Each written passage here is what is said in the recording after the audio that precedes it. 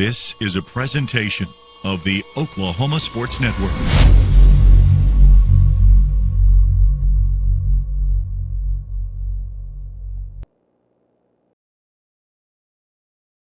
Any other use of this telecast or any pictures, descriptions, or accounts of the game without the Oklahoma Sports Network's consent is prohibited.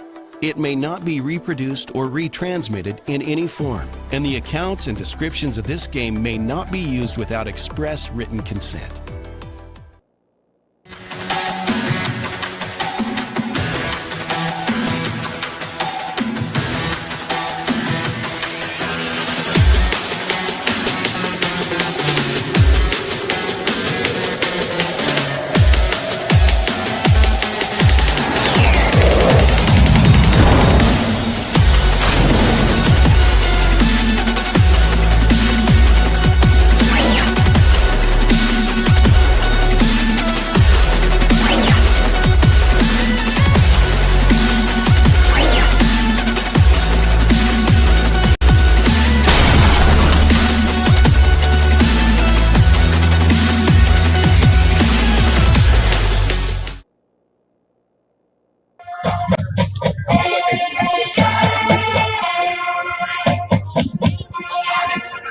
All right. Welcome everyone to Season 8 of Midwest City Bomber on the Oklahoma Sports Network. My name's Jordan Ray. You know this guy. We got a new guy introduced to you here in a moment, but let me go ahead and talk to Tom Carpenter. Season number 8, Tom, of Midwest City Bomber football on the Oklahoma Sports Network, and it doesn't stop getting exciting. No, I can't think of this starting night, opening night, is one of the most exciting because we're going to see what we've got. And that's real important. It's going to be a good year. I just feel it. All right, and joining me here, he was a Midwest City grad in 2021. That means he played on the 2020 team of Midwest City that last won a playoff game, and he's going to be our sideliner for this year, John Adams. John, what do you think as you're going to get involved again with this program? What does Midwest City need to do to get back to their winning traditions? I would say O-line play, interior play. We need to get back to our true definition of big man. I would say we have a lot of skill, but we never have a lot of interior O-line. So if we get back to the O-line, we'll be, I think, perfect. Well, he didn't say receiver and cornerbacks. That was his position. They got some good ones there too. All right, Tom, El Reno, and what do you think? And this is week 0. What's important for Midwest City in this game? Well, Midwest City just needs to know that El Reno did not have a good season last year. They were 3-6, 4-6, something like that. It wasn't a good year, but they've got some big linemen coming back, and that's going to be important for them. They're going to be tough. They're going to be hungry. Of course, the Bombers went 2-8, so can they get past that this year? We'll see. Coming up, my interview with Midwest City offensive coordinator Rod Richardson, and this guy interviewed a couple of Bomber players. You'll see who they are in a moment. And you are watching Midwest City Bomber football on the Oklahoma Sports Network, where sports is our middle name.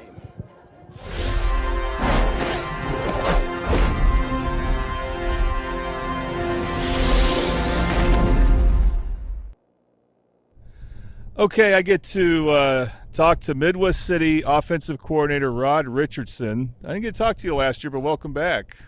Appreciate it. It's been great to be back home. Been a fun ride for me.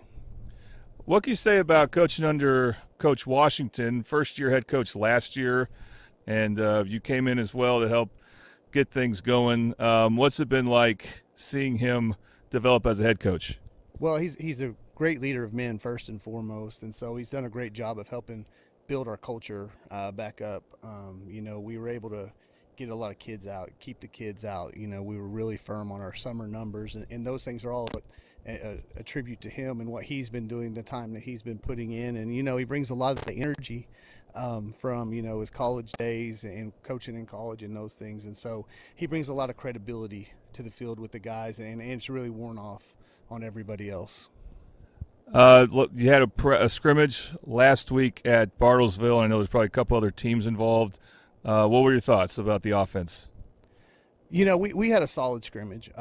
We did some things really well. We rolled up in the half game, we rolled up a little over 200 yards, but we still left a lot on the table. We had some opportunities that we didn't hit. We could have had a really big half. And we just missed some shots, or we misread something, or we put the ball on the ground at the wrong time. So we have some things to clean up, but there's a lot of potential out there that we were able to see, and we had some guys that really flashed. Vontae Holmes had a great scrimmage.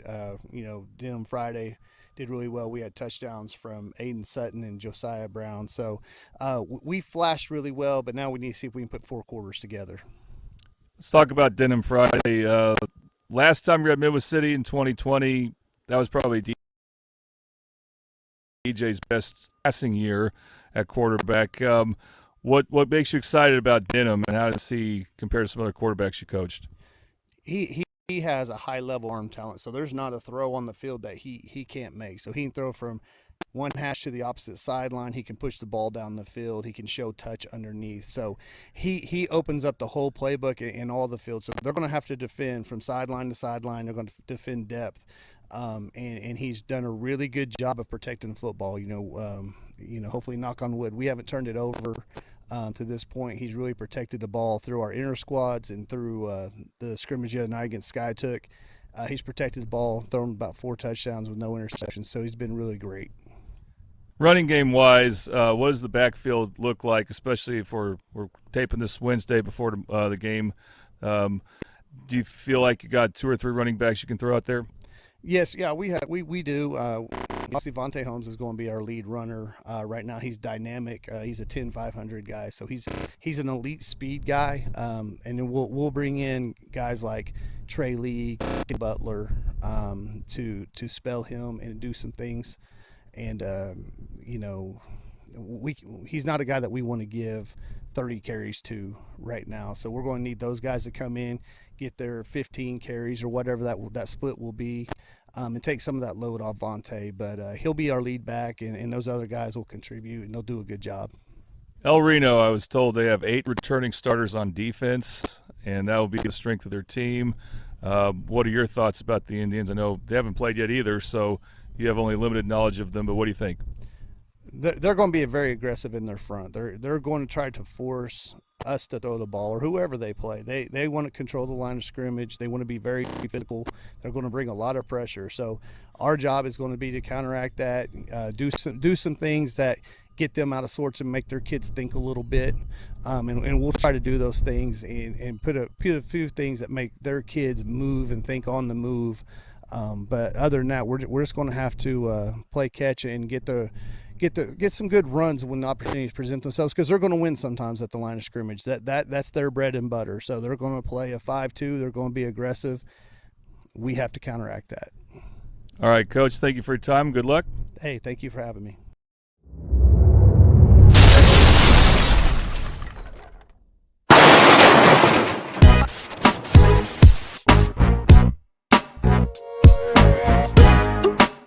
Just Burgers at 7821 Northeast 23rd Street in the Spencer, Midwest City area is Flatfoot Good, offering the best hamburgers around, all cooked on a seasoned flat-top grill with buns buttered, beef perfected, and toppings so fresh they snap, all with their flavorful seasonings and secret sauce. Oklahoma City, you have 2 choices to get it right, Northeast or Northwest 23rd Street. Just get here, because good isn't good enough. They serve unforgettable. 2 Oklahoma City locations to serve you. Just Burgers.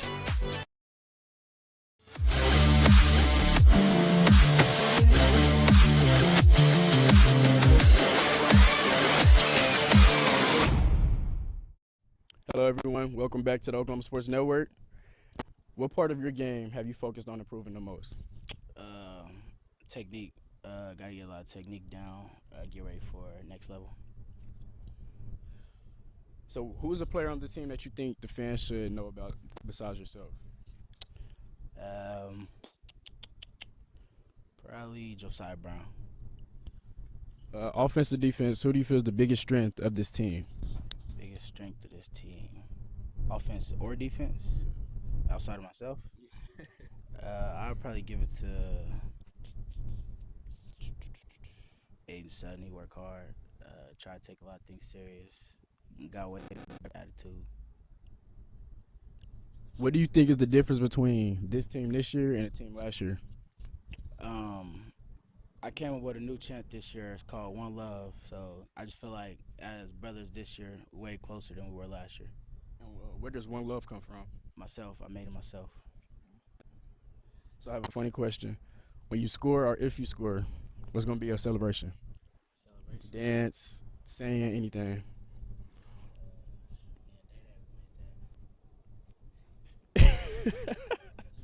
All right. Okay, without saying yourself, who has the best drip on the team? Best drip. I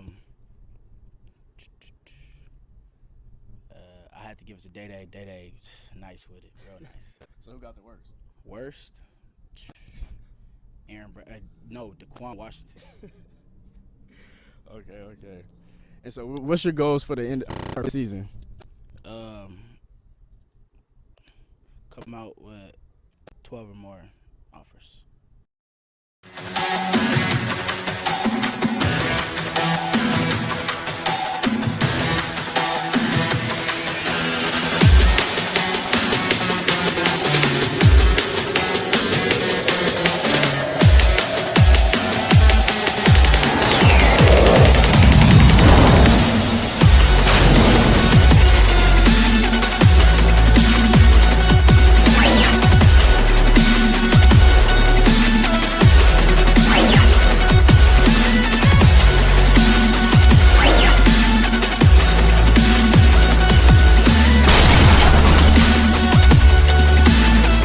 To the Oklahoma Sports Network. I'm John Adams here in Midwest City with senior linebacker Aiden.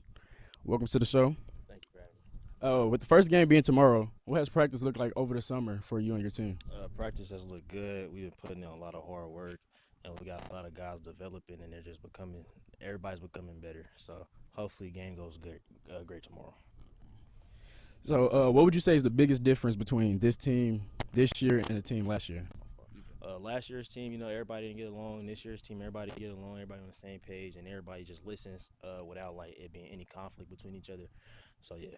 So what do you feel like the difference is? The difference is just like the brotherhood is stronger than what it was. Okay. Everybody's just more. The bond is just great. The bond is amazing. So from this year compared to last year, what have you improved on your game? My game being more physical, execute my routes better, getting out the break. And, just being more of a leader. Okay, so I got one question about the game. Besides yourself, who's the player you think the fans should look out for? Definitely our starting, I forgot what position he played. Adrian Ford, freshman. Okay. Definitely look out for him. He's going to be great. Okay, we got Adrian Ford. And then I have one more segment that I want to do with all the players, and that was called 5 and Below. I'm going to ask you 5 questions. You got 5 seconds to answer. So first question would be, who's your favorite rapper? Mozzie. Favorite football player? My brother. Jalen Redmond, for everybody that don't know that. Who's your best teammate? Kenyon Brown. Who's the worst teammate to sit next to on the bus? Nate Wilson. Who has the best on-field drip? Sean Miller. Who has the worst on-field drip? Josiah Brown. And last question, who you think is the team clown? The team, Nate Wilson. Okay. That should conclude our interview here with Aiden. Thank you, everybody.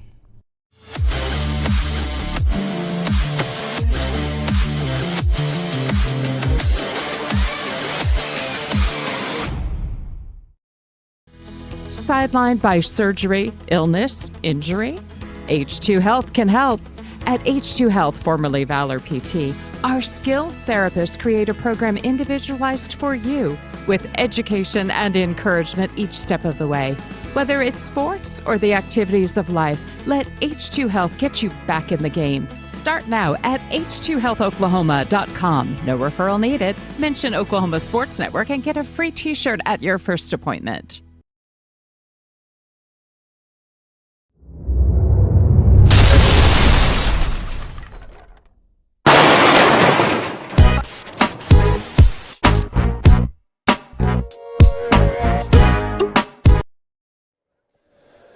And welcome back to Middle City Bomber Football on the Oklahoma Sports Network. You're looking at me and Tom through what, Tom? The Carpenter Cam. The Carpenter Cam. And right now we want to thank a couple sponsors, and we have a new producer, so we're getting him situated. And there we go, Just Burgers. Thank you very much, Lucas. we want to thank Just Burgers, a great burger place, for advertising on all Midwest City sporting events on the Oklahoma Sports Network. They are located at 7821 Northeast 23rd Street, Just Burgers. It's Flatfoot Good, and we appreciate them for sponsoring all Middale sports on the Oklahoma Sports Network.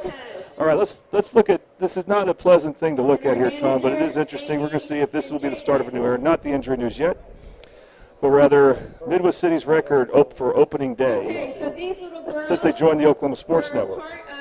That dates back, of course, to 2019. Tom, you remember going to Bentonville, Arkansas for that game on a Saturday afternoon? Yes, I do. That was a long drive, but it was a pretty good game. I wish it was. That was hotter, by the way, than this. This is kind of hot, but it's an evening game, so it's not that bad. And Midwest City won, by the way, John Adams, his senior year. That's the last time they won on opening day, and they've had a tough losing streak since, and that's what one of the things they're trying to snap. They want to get off to a good start. But one thing that could get in the way of the Bombers is injuries. So let's go ahead and go to John Adams with an injury update. Taking a look at tonight's injury report, we are sitting here on 2 confirmed injuries. Senior running back Richard Harris is out tonight, but has a hopeful return of next week.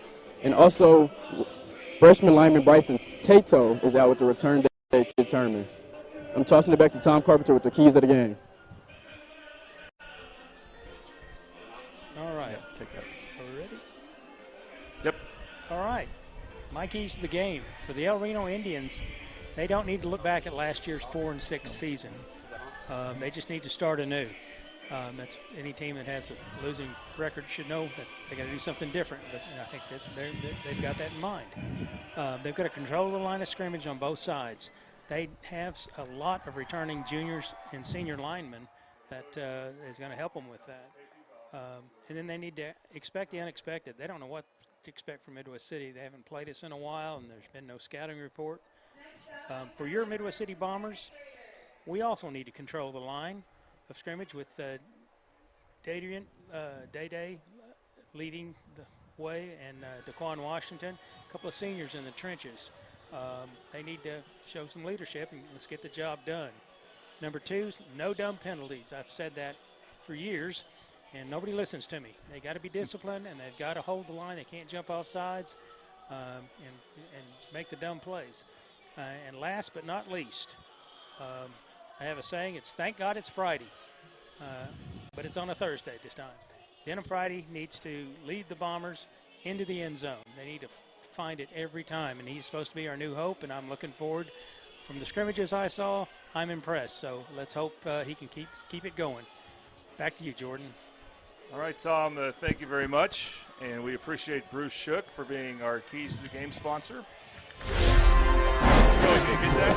I was also preoccupied. Go ahead, Tom, finish that thought. Bruce Shook, City football. They've been doing it for over 20 years.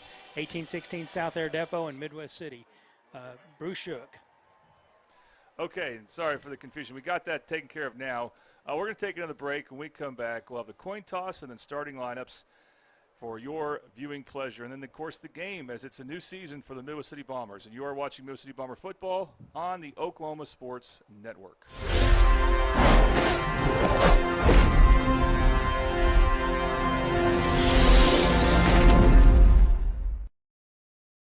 Silsby Media, your premier stop for graphics, signage, and more. Offering you the best in vehicle graphics, storefront signage, window tinting, paint protection, film color correction, and auto detail. Everything under one roof. Serving Oklahoma for the last 15 years. Stop by or give them a call and see the difference. Silsby Media, 405-733-9727.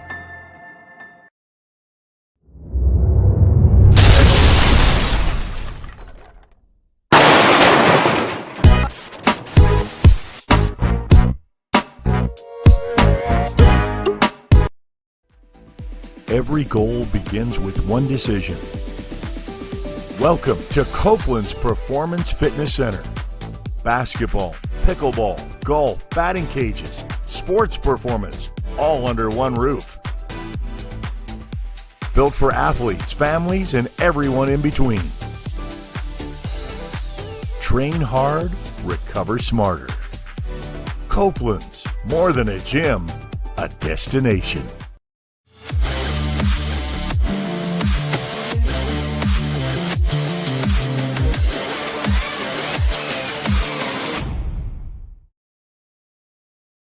Tommy's Express Car Wash. We know how to love your ride. Try the Works Wash with our signature 14-step cleaning process, engineered to shine and shield your car from the elements. From breaking down dirt and bugs with our Detox Pre-Wash to restoring your vehicle's finish with our ceramic body wax.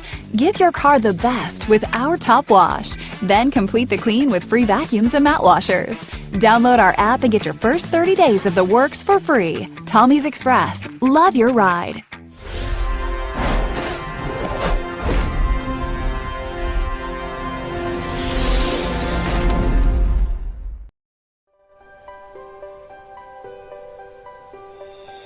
If you've lived in Oklahoma long enough, you'll know that we get extreme weather. With that extreme weather comes hail damage to your roof and an insurance claim. When that happens, there's not a better company to deal with on your insurance claim than Cantrell Roofing and Construction. Since 1987, Cantrell Roofing and Construction has proven to be the best in the business, and always remember, got hail? Call Cantrell. Call them at 405-642-8558.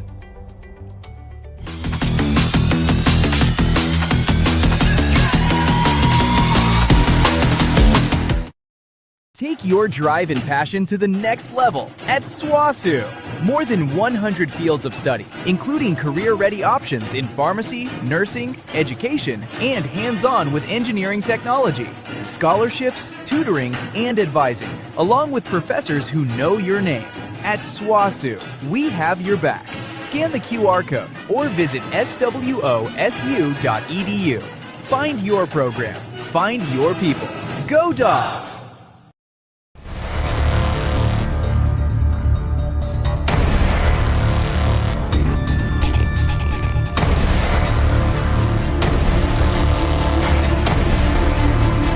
Where sports is our middle name.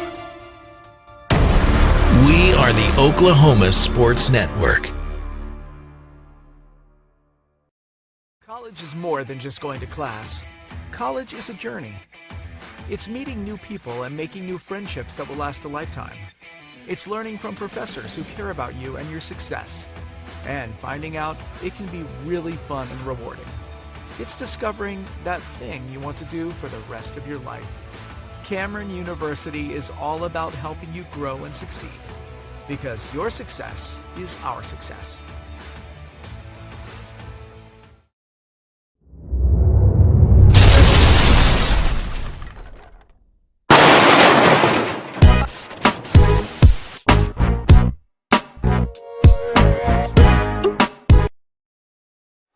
Welcome back to Midwest City Bomber football on the Oklahoma Sports Network. Starting lineups are brought to you by Danky Burgers. Tom, we're going to eat there next week. You're more than welcome to join us if you can get there in time. It's located at 618 South Air Depot in Midwest City.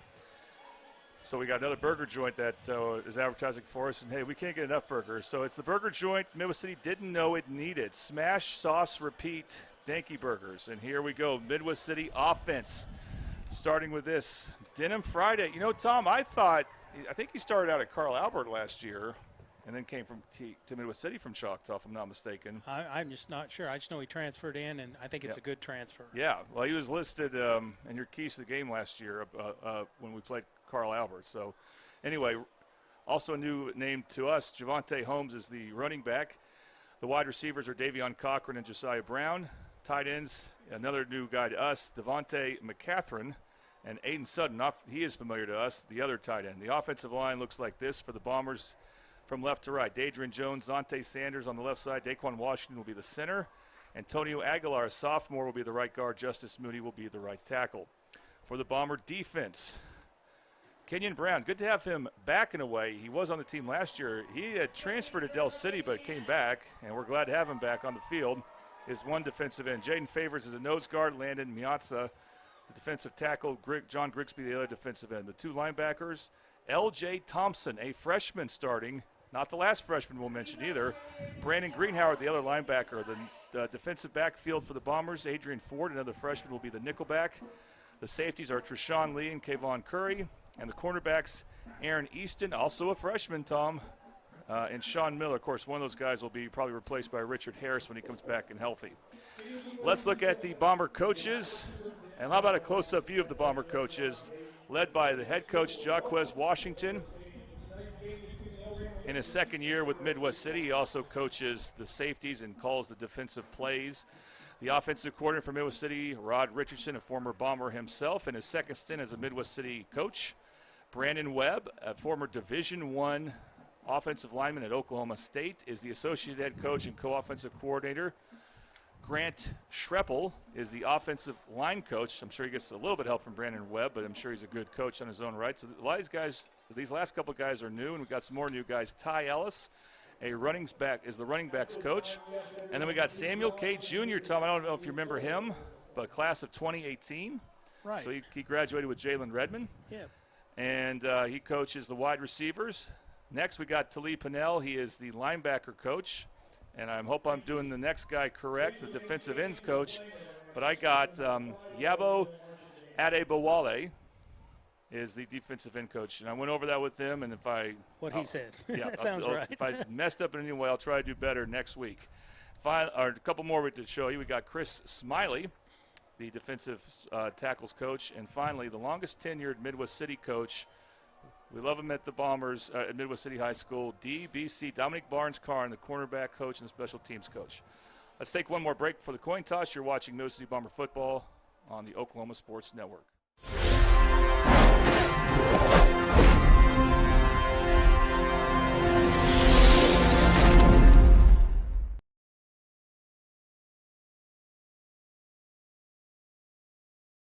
Just Burgers at 7821 Northeast 23rd Street in the Spencer, Midwest City area is Flatfoot Good, offering the best hamburgers around, all cooked on a seasoned flat-top grill with buns buttered, beef perfected, and toppings so fresh they snap, all with their flavorful seasonings and secret sauce. Oklahoma City, you have two choices to get it right, Northeast or Northwest 23rd Street. Just get here, because good isn't good enough. They serve unforgettable. 2 Oklahoma City locations to serve you. Just Burgers.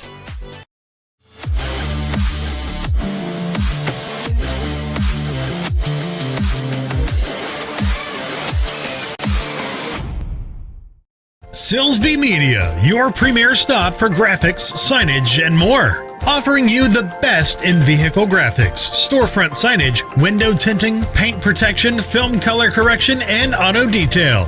Everything under one roof. Serving Oklahoma for the last 15 years. Stop by or give them a call and see the difference. Silsby Media, 405-733-9727.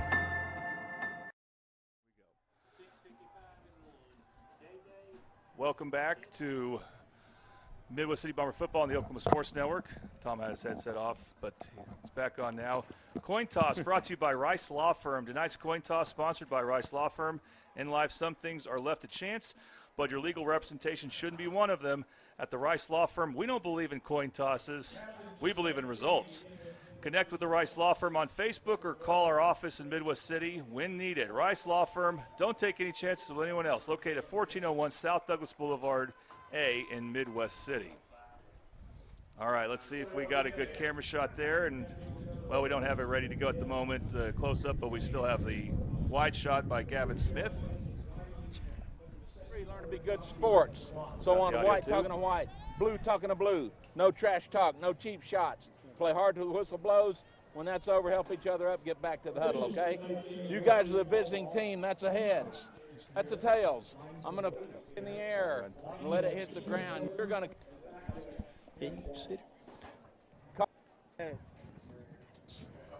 It is heads. Well,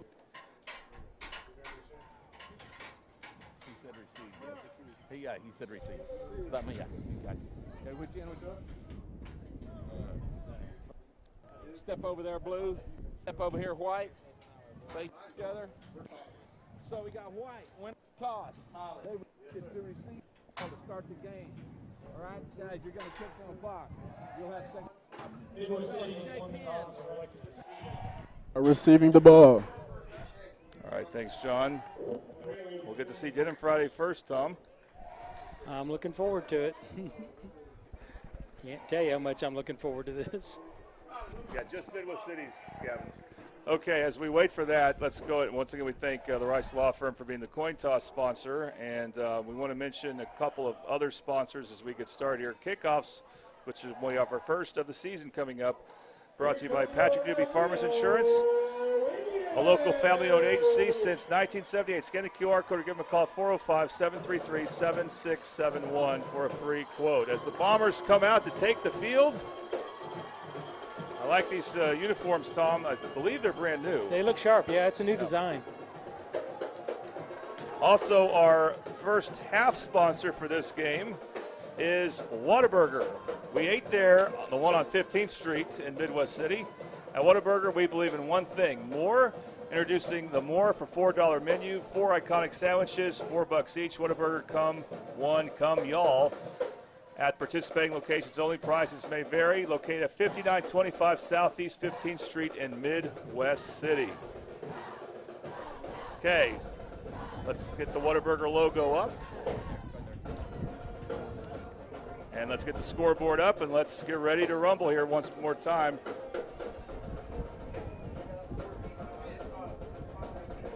Okay, and one more time we want to thank Patrick Newby for being the kickoff sponsor. Scan that QR code. Scan it right now. All right. And I got goosebumps. I heard the Bomber Fight song. I'm ready. Are you ready, Jordan? No, but I don't have to be. So Reno's about to take the field and kick off, and you can see we are fortunate. This is a road game. This is a road game, but we get to be on the road side. And we are, of course, now a 3-man crew as far as on air, so John Adams will add some insight when he deems it necessary.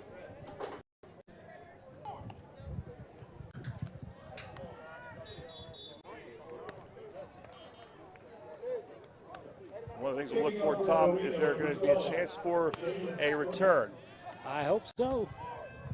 Jalen Ferguson will kick off for the Indians. Looking at the flag, it looks like he's got a little wind behind him, actually blowing toward the west, which is unusual.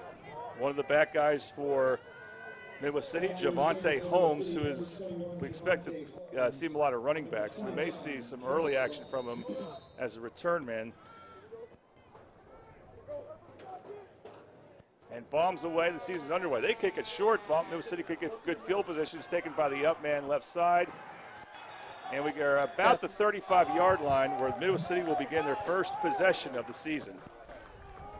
Kickoff return to the 35-yard line. First Midwest City.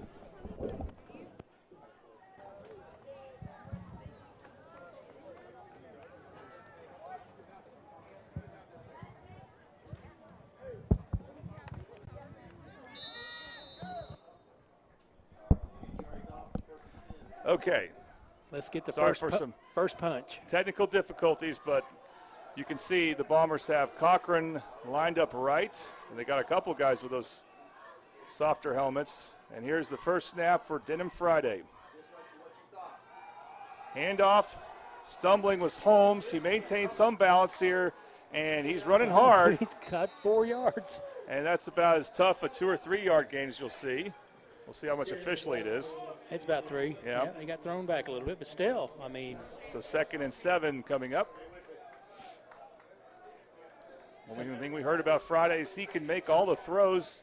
We know he can run. At what point will he get to air it out?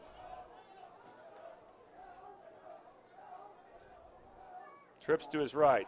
He will throw here. Open. Pass is caught for a first down as they get to midfield and more. That's worth the Triple H screen printing replay.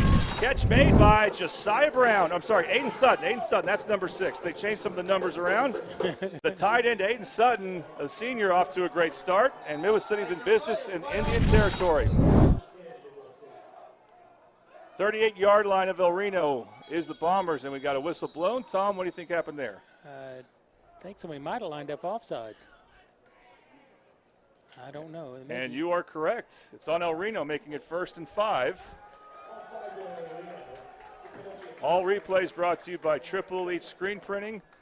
Find world-class design and hot new styles at Triple Elite. Josiah Brown lined up way off sides and jumped back in time, and then I think their guy jumped in, got over a little encroachment. They're going to throw on 1st and 5. Screen pass. It's caught by the running back to the left side. He's going to get a good go, baby. 20, Go, baby. 10, 5, touchdown, Midwest City. Javante Bombers Holmes. Score! That was a great play sequence. Hey, John, you got a closer look. How fast is that Holmes kid? Real fast. I didn't even see him get out to the touchdown. Well, he's not a big guy, so you can miss him, and that's kind of to his advantage, as he has some downfield blocking with him.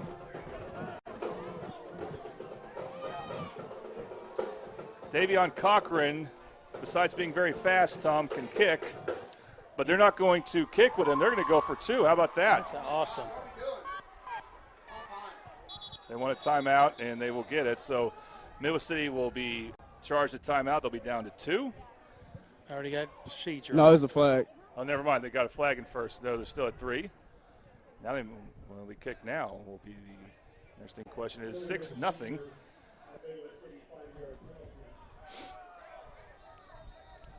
That would make it at the 8. You would think now you would. Yeah, he's going to go for it. Go for 2. Still go for 2. Davion well, he's bringing Cochran. Yeah, and, he's coming in. Which he could be in on a 2-point package because he's also fast and skilled.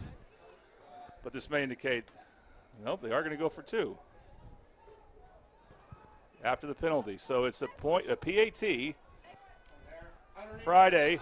Fires, finds his man. Can he get across the goal line? He did. And he does. That's 2 points for Midwest City, and that's Davion Cochran. So he may get some extra points, but there he gets 2 points. And it's 8-0 Bombers. Wow, you couldn't ask for more, Tom. Can I say it? Thank God it's Friday. I'm going to be saying that a lot this year, I hope. He's going to be saying it a lot on Thursday games, at least, for the irony. All right, we'll be right back with more. You're watching Midwest City Bomber football on the Oklahoma Sports Network.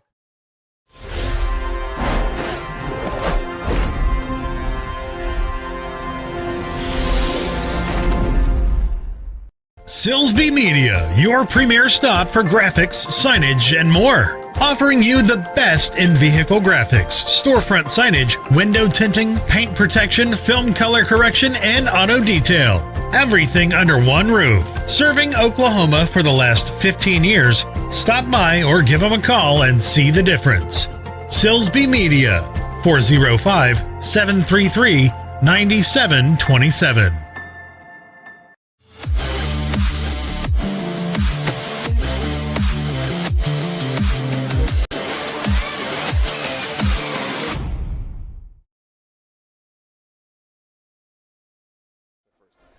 Welcome back to Midwest City Bomber football on the Oklahoma Sports Network. As you can see, kickoff brought to you by Patrick Newby. Scan the QR code right now. What a kick. This kick will go inside the 10, fielded by the Indians.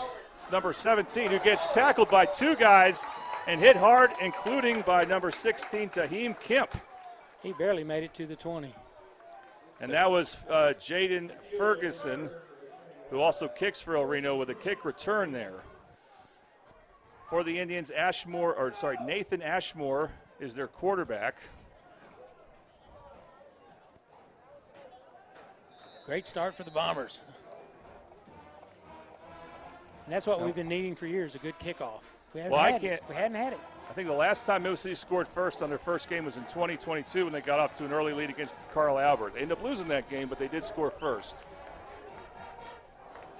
Handoff. Nice run. And it's a big gain for El Reno as he sheds a couple tackles. Bombers better catch him. Will they catch him? They're going to get him. No, they did finally get him inside the 25-yard line. And what a tough run for El Reno, number 27, Grant First. He'll be first in rushing for that team. John, that tackling, that's a hard guy to tackle, isn't it? Yeah, the corner got caught on the inside. That's how he got on the outside, got to sprint that big run. Coach DBC just got onto him for it.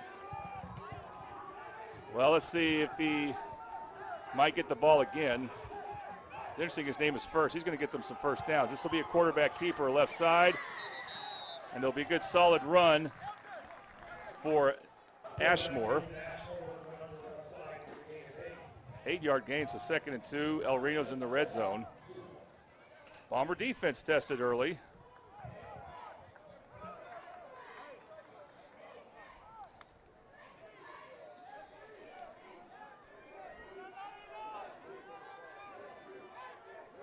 Keep in mind, Midwest City did not score their last 2 opening games against Piedmont. Handoff, they get a first down with First.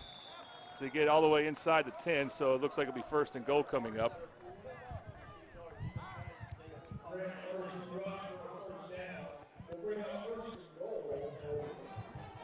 But Tom, it's challenged right now. This El Reno team, they look like they can run the ball pretty.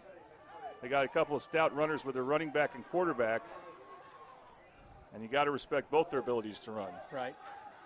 1st and goal. Looks like the ball's at the 9-yard line. To pass, ball deflected, block. And it goes backwards. Ashmore's pass incomplete. Who blocked that? Was it 60 or 53? 14. Or 55? Who was it? You said 14? 14. Okay, so credit for Johnny on the spot. Kenyon Brown, who's 6'7", Tom, so it makes sense. 2nd down and goal.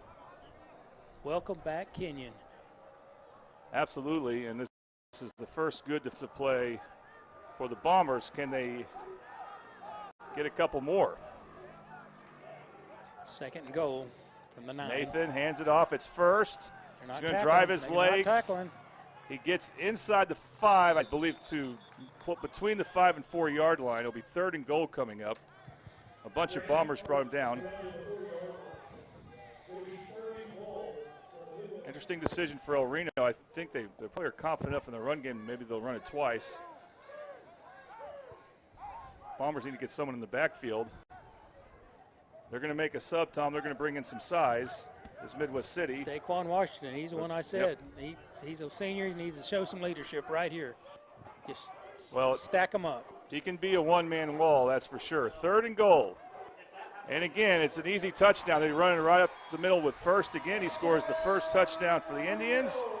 And it's 8-6 now, Midwest City on top. Let's see what El Reno does on the PAT.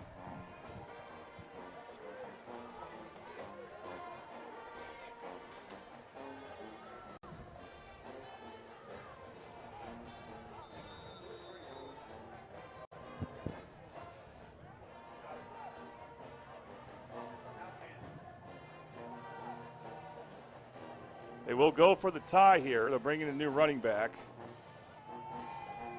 Throw it to the flat. Nice play on defense there. I believe that was number 31 for Midwest City, Sean Miller, as he prevents the tie from happening. So Midwest City gave up a touchdown, but they have the lead still, 8-6. We'll take another break here. You're watching Midwest City Bomber football on the Oklahoma Sports Network.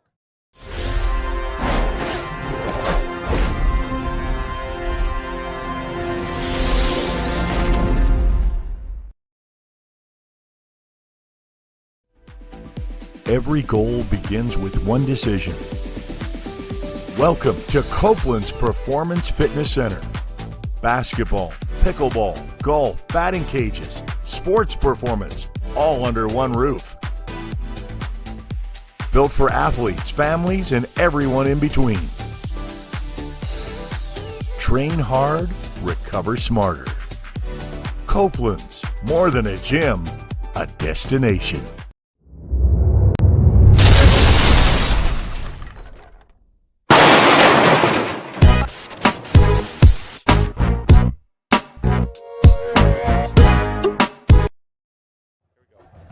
Welcome back to Midwest City Bomber football on the Oklahoma Sports Network. Jordan Ray, Tom Carpenter, John Adams, and this kickoff brought to you by Patrick Newby, State Farm. Or sorry, Farmers, not State Farm. Oh, my bad. Local family agency since 1978. Here's the return for the Bombers. Uh-oh. They're going to have a good one as they get past the 40-yard line.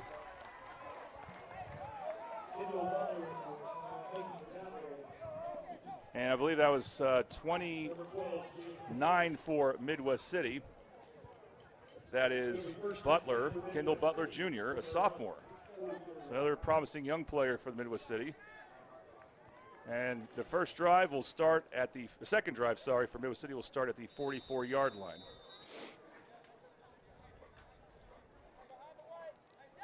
But we've seen nothing but good things from Denon Friday as he has 2 big pass plays, a 2-point conversion, the touchdown on a screen pass. Handoff. Holmes gets about a couple.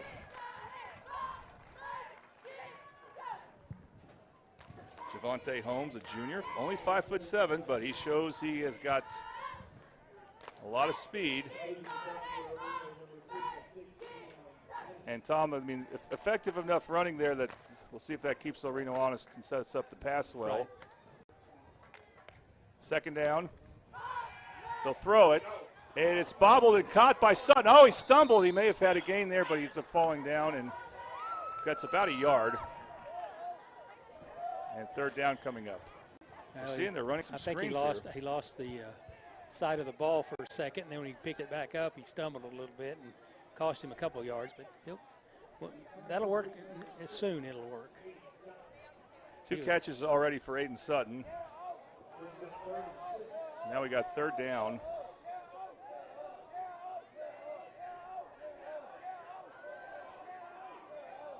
We got trips to the left for Friday. He looks that direction. Fires, and another catch. First down. Another first down for Midwest City. And that catch courtesy of number 7 for this year, Josiah Brown. Do we get the replay? Have him ready. Moving the chains is Midwest City. Friday's connected on all his passes until that one. I suppose it's like I jinxed him. Yeah, I blame you, Jordan. Cochran shouldn't have popped that up. Yeah. A little bit ahead of Davion Cochran, who's number 0 this year. He has the 2-point conversion for Midwest City, so 2nd and 10. And they're also looking a little bit, the receivers having to look back in the sun. But I believe, Tom, sunset's kind of wicked down there. Friday was 4 for 4 at that point, so that's all right. He's throwing darts. Well, he was 5 for 5 if you're going on targets where he was aiming for. On second down, they're going to hand it off. Holmes makes a man miss, lunges forward. He's going to be close. He'll be close to a first down. If he's not, you like this 3rd and short situation. No doubt it would be 2-down territory. So you figure you like the Bombers' chances to get the first down in 2 plays here. I'm still liking seeing the wide bodies on Midwest City's line. It's been a while since we've had a full complement of big boys. Looks like 3rd and 1, less than a yard really. They'll throw for the first down. It's deflected. Yeah, got deflected. That's the risk of throwing, and so it'll be 4th down. No doubt the Bombers will go for it here. But now you got to make sure you're executing on this. Now they will bring in a different personnel package, but not to kick.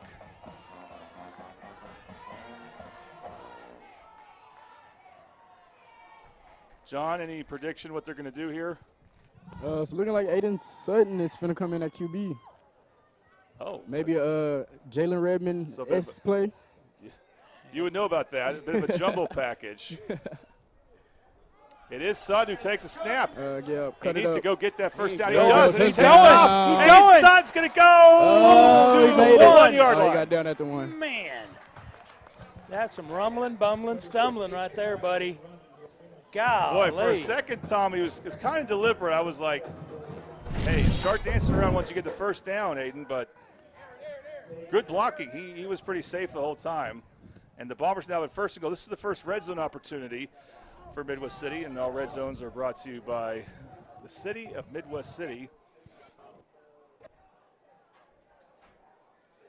Experience Midwest City. They invite you to Mid-America Street Fest on Saturday, October 3rd. For more info, search Mid-America Street Fest on our website at midwestcityok.org.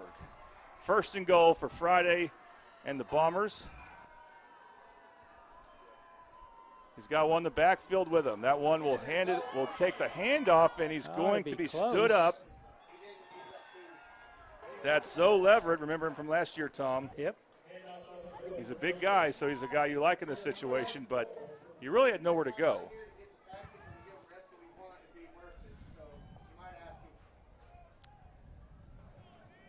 So second and goal.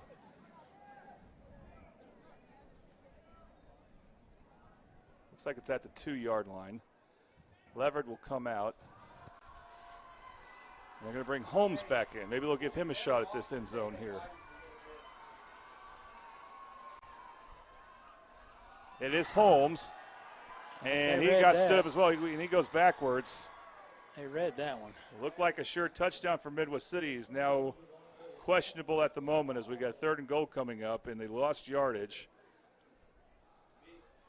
And now it seemed like they got to put the ball in the hands of Friday. Going to do the big boy or the package. Big boy, or that, or that. That's what they're going to do, big boy package. I see it. Yeah, Friday's coming out. Sutton's coming in. I bet you that Rod Richardson called that play.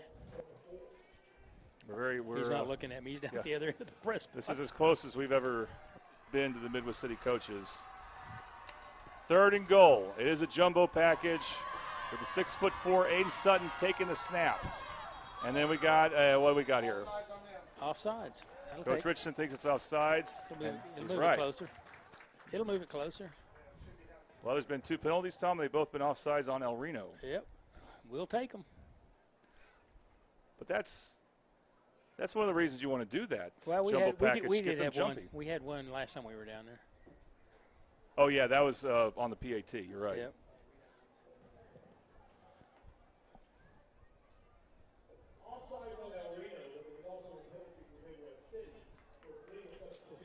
Well, there's 2 penalties.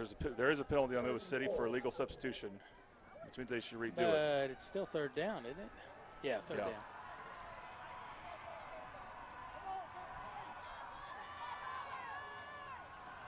This time it's a clean play. Sutton, can he get around? He's all the way to the end zone. To the end zone, and touchdown with a flag. We got several flags, and I think it might have been holding on the Bombers. I didn't want to call it. I saw the touchdown first, but then you could see the laundry, so we got. I didn't want to call it from here, but I think a ref called it from this side of the field. I thought, well, why don't you let the guy closer? He threw the flag too. But the guy way off of there threw it. I thought, that's looking a little too hard on the other side of the field. Wow. They had it at about the 2-yard line, first and goal, and if they don't score a touchdown on this drive, that would be very disappointing. And it's going to be tough now. So Friday will come back in. This is where Midwest City could use a receiver like John Adams. Yes, they could. Going to jump and catch the ball. They will have Cochran. Hey, Josiah Brown's a great target. He's out there. Yeah, I like Brown. He's a big boy. Yep. 6'4", 175, you bet. Aiden Sutton was split wide to the right. And now the refs are unsure of something. John, were you coming in there? All right, John, just let you know you're cutting off a bit, so just make sure the mic's in our path as best you can. It's the first game doing it as a sideline reporter, so we're still figuring some things out there. Okay, third and goal. Friday. Fires. Yes, touchdown. That's a touchdown, Cock for the baby. touchdown. Nope. Now Sutton again. Aiden Sutton's out himself a game. Already. Never mind. I'm sorry. I got the number wrong. That was Cochran. Now it's Davion Cochran who's having himself a game. He got a 2-point conversion.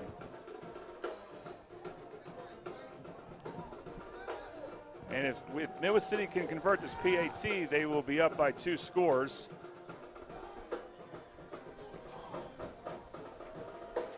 Here comes Friday. So kind of indicating there, Tom, they don't want to kick extra points right now. They may not. And actually, Cochran, I saw him kicking some before the game. Yeah. It looked like he was kicking pretty good. Yeah, they just may be like, hey, we think we're pretty good. We can keep doing it. We're going to get 2 every time. Kenyon Brown in motion, along with another bomber. Handoff, and he eluded the tackler, and scoring is Holmes. And that's 2 touchdowns and 2 2-point conversions. 2 points for Javante Holmes and a 2-score lead for the Bombers. We'll be right back with Midwest City Bomber football on the Oklahoma Sports Network.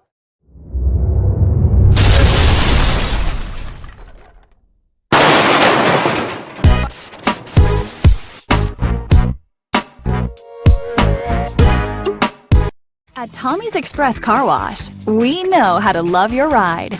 Try the Works Wash with our signature 14-step cleaning process, engineered to shine and shield your car from the elements. From breaking down dirt and bugs with our Detox Pre-Wash to restoring your vehicle's finish with our ceramic body wax. Give your car the best with our Top Wash. Then complete the clean with free vacuums and mat washers. Download our app and get your first 30 days of the works for free. Tommy's Express. Love your ride.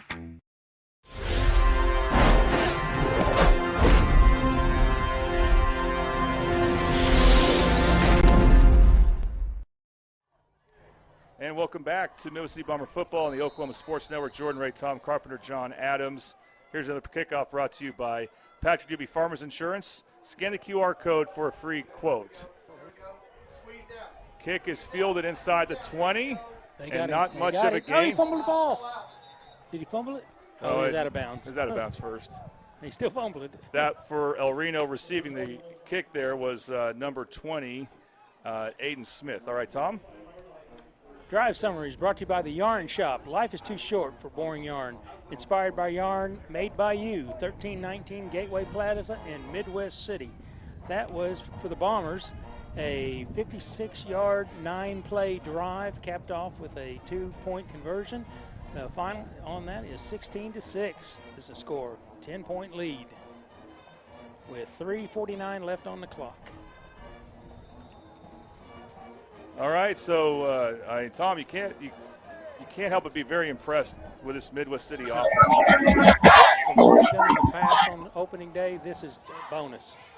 And this is the best they looked at defending the run as they closed the gap pretty well. Landon Miazza, one of the Bomber players, who was in on the tackle. First with the run for El Reno, who has their touchdown. He has most of their yards on that first drive where they scored. Gets the ball to 29-yard line, so he still had a good run there. 4 yards, 2nd and 6 coming up.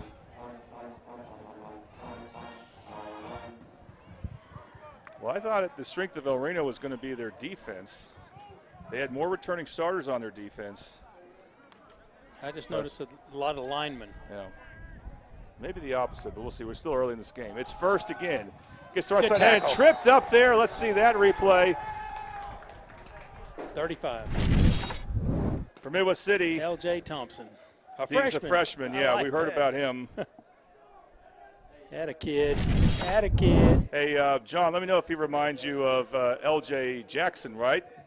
Yeah, just a little bit at the middle linebacker. Very good linebacker for the Bombers in 2019 and 2020. And they now have a new L.J. at linebacker. If he's playing as a freshman, Tom, you know he's good. Oh, absolutely. We don't know how good of a season he'll have this year, but hopefully he'll be. It's not a bad start. That's all Yeah. I'm saying right there. You have to love his future. So that was a loss of yards for El Reno. And they're going to throw it on third down. They have a man, and staying with him for the most part was, I believe that's number 11. He overthrew it. It was way over. Yeah, in no coverage. No way he could catch that. That's one of their starting secondary guys, Aaron Easton, another freshman, Tom. And yeah, the pass was a bit overthrown. He may have gotten beat a little bit, but not much. And 3 and out. So the Bomber defense responded to what was not a good drive, first drive for them. They're up 16-6. And they're about to get the ball back. Fumble snap, Snap is fumbled. Can they get it off? That's first the punter, who's the running back, and the punter decides he's going to kick it short. It's fielded by the Bombers. 23. Trayshawn Lee. Trayshawn Lee, a junior, who's one of their secondary guys on defense primarily, but He picked that out of the air. That was a great move on his part. he may have gotten some help, though. There's a flag down that's usually in the area of holding on the receiving team.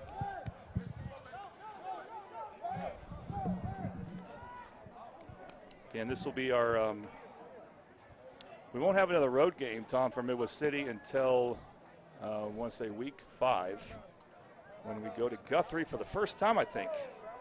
But otherwise, after that, some home games and a bye week. The sticks move.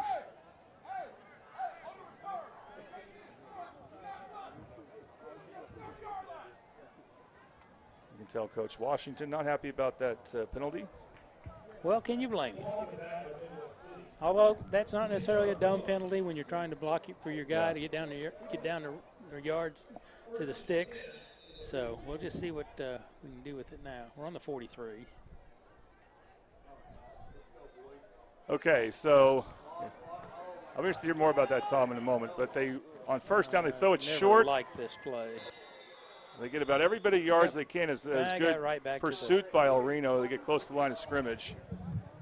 He might have got a yard. Yeah, maybe a yard. Tom, I was going to say, I'm interested to see what is not a stupid penalty. Well, but you mentioned one possibility right there. Yeah, I mean, you're trying to block, and sometimes. I think there are certain times that defensive holding or pass interference might be good. But if you feel like you're beat. It's the jumping off sides that we did for years. And I haven't seen that so far. Our guys are holding pretty steady, and we got 2nd and 9. Friday puts Aiden Sutton in motion. He's looking that direction. Fires, and it's caught by Aiden Sutton, and a first down for Midwest City at the 30-yard line. Had a 38-yard pass. That was awesome.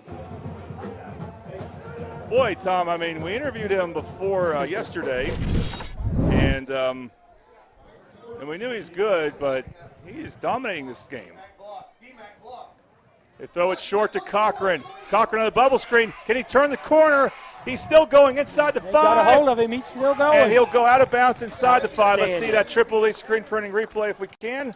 Triple Elite, find world-class design and hot new styles at Triple Elite. And a Red Zone brought to you by Experience Midwest City. We're putting our producer to work right now. Don't forget the camera shot. Okay. And I'll talk more about that, but this is an Experience Midwest City Red Zone. Go and mention why you want to hear about them is October 3rd. They want to invite you to Mid-American Street Fest. That's a Saturday, October 3rd. Tom, I'm sure you'll be there. For more info, search Mid-America Street Fest on our website at midwestcityok.org. I did that when they really opened up the original mile. There you go. That's why I mentioned They have a good time. 1st and goal. Can the Bombers really take command here? Handoff. Can they get to the edge? Nope. I believe that's Leverett. Come on, thank you. And I think they have a flag, and he's hurt. Also on a late hit. That's Zoe Leverett. You can kind of tell he's definitely a bigger guy than Holmes. Trying to run east and west there. So that should be 1st and goal again in half the distance, Tom, I believe. Yes. Personal foul on El Reno. It's half the distance to the goal and put the ball through the yard line. 1st and 3.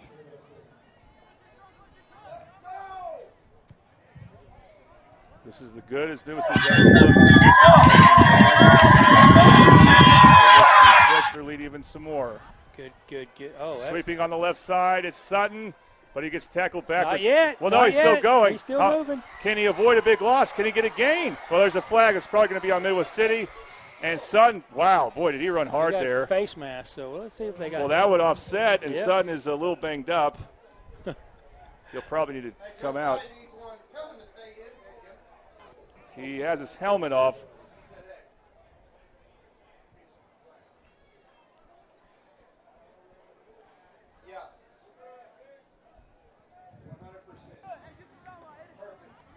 Help him off. So I think he just the refs got have to shook sort up this out, Tom, but I think it's going to be offsetting. Yeah. And the reason why it would become offsetting is that he didn't give up on that play. No, it initially was just going to be a penalty on the Bombers and a big loss.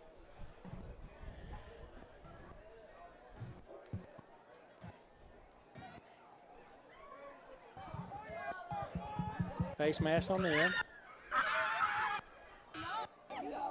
They're just offset. We do it again. 1st and 3 from the 3. Personal foul on El Reno. Personal foul on Midwest City. Well, that's the end of the first half. I mean, the first quarter. Quarter. First quarter, gotcha. Dominated by the Bombers as they look to go up 3 scores here in a moment. and you are watching Middle City Bomber football on the Oklahoma Sports Network.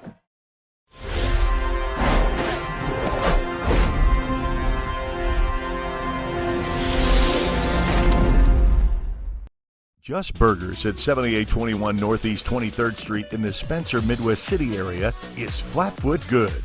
Offering the best hamburgers around, all cooked on a seasoned flat-top grill with buns buttered, beef perfected, and toppings so fresh they snap. All with their flavorful seasonings and secret sauce. Oklahoma City, you have two choices to get it right, Northeast or Northwest 23rd Street. Just get here, because good isn't good enough. They serve unforgettable. 2 Oklahoma City locations to serve you. Just Burgers.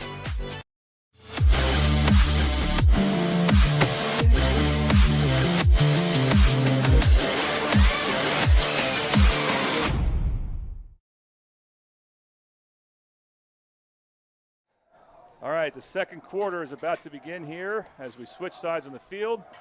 Bombers looking for another touchdown. The throw deflected, incomplete. Good defense on their part.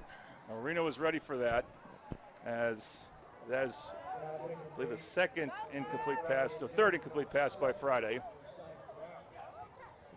So one thing you could say, Tom, the Bombers are having a little bit of trouble inside the 5 scoring. Unfamiliar territory, maybe. I'm liking it that they're getting used to it pretty quick here. Second down and goal. Another pass. Another pass to the end zone. He's got him. And that's caught for another Bomber touchdown. Kenyon Brown. Kenyon Brown, another tight end on the action. Tight end in on the action. They love these tight ends. Get the Triple H screen printing replay. Triple H on world-class design and hot new styles. And it's 22-6. So the Bombers, if they convert here on this PAT, that would be a 3-score game. Now they're going to a different end zone. I don't know if that has anything to do with it.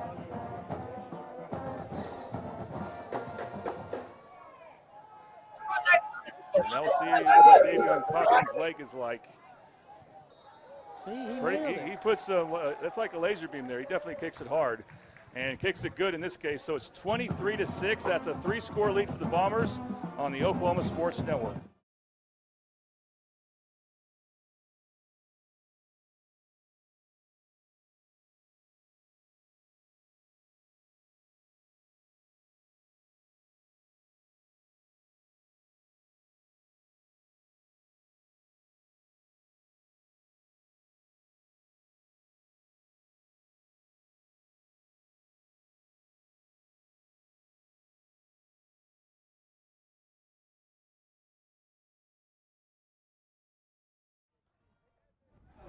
All right, welcome back to Midwest City Bomber football on the Oklahoma Sports Network. Jordan Ray, Tom Carper. John Adams having some technical difficulties. We're going to try to get it figured out, if not this quarter, at halftime. And here comes a kickoff brought to you by Patrick Dibby Farmers Insurance, a local family agency since 1978. Scan the QR code or give them a call at 405-733-7671. 23-6. You know what? Tom, I'm not very superstitious, but I kind of like how I put up a graphic that showed that Midwest City and the Oklahoma Sports Network era has had some disastrous opening games, and now they're doing this. Well, once again, though, we've been starting with Carl Albert and Del City, and when they were powerhouses. Oh, yeah, we played a very good Bentonville team.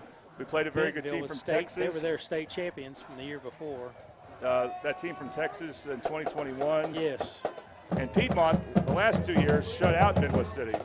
Here's the kickoff now. Got him. And great coverage. Midwest City special teams coverage on the kickoffs has been tremendous. All right, Tom. Drive Summary is brought to you by the Yarn Shop. Life is too short for boring yarn. Inspired by yarn, made by you. 1319 Gateway Plaza in Midwest City. That was a 6-play, 57-yard drive, topped off with a Friday to Kenyon Brown pass, touchdown. Extra point was good. 23-6 Bombers. Something I can't believe I'm saying in the early part of the second quarter, but the Bombers have found something. And there was a penalty on El Reno. Definitely penalties have been in favor of the Bombers, among other things. There is? Yeah, there was a holding. Oh, yeah, so I didn't think I saw it. I didn't think they called it. So they have the ball at their 10. This is great field position for the Middle City defense, and we have whistles blown. And let's see what's going on here.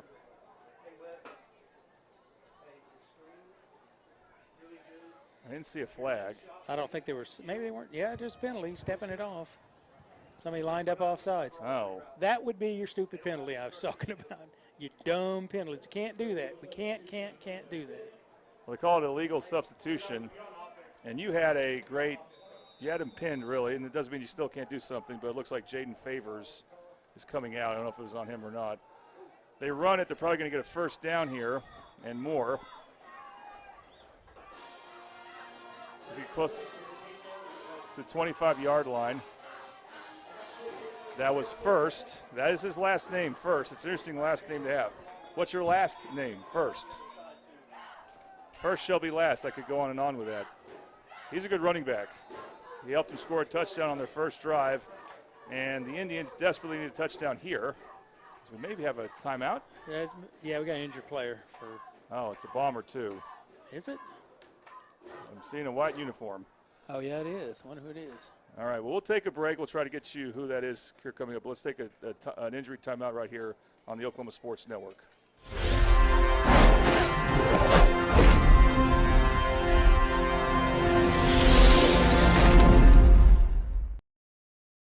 Silsby Media, your premier stop for graphics, signage, and more. Offering you the best in vehicle graphics, storefront signage, window tinting, paint protection, film color correction, and auto detail. Everything under one roof. Serving Oklahoma for the last 15 years. Stop by or give them a call and see the difference. Silsby Media, 405-733-9727.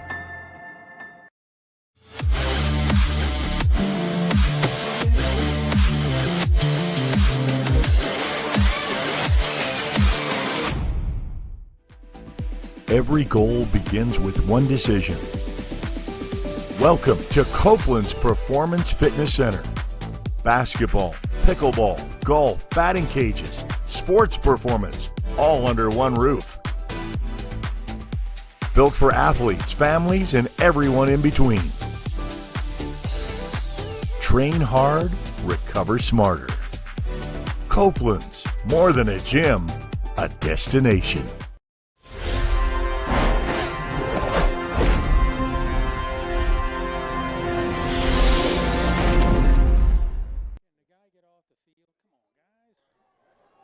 Welcome back to Mississippi Bomber football on the Oklahoma Sports Network. Zontae Sanders was the injured player. He was limping off, not too heavily though, so we hope he will be back soon. We and got him then in the what a backfield. play on defense for Midwest City, getting them in the backfield.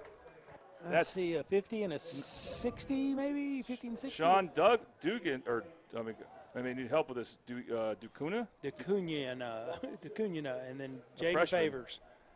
Doing the Bombers a favor there. As great play. They stuffed him. One of the best defensive plays we've seen from them. And it'll be second and long, second and about 12 here. Ball at the 33-yard line of El Reno. Another and one off stuffed left in the side, backfield. and they miss a tackle and miss a couple. I thought they'd gotten him. Dadgummit. It's a new running back for El Reno. That's number 4 for the Indians. DeCarlos Banks showing some elusiveness there. And let's see where they mark it. I think he's short of the first. They haven't moved the marker yet. It's going to be close. They still haven't moved the marker. I don't know what they're waiting on. I guess the guy with the marker is going to wait for a signal to. The lady, it's a lady right now, and she can't move until they tell her to.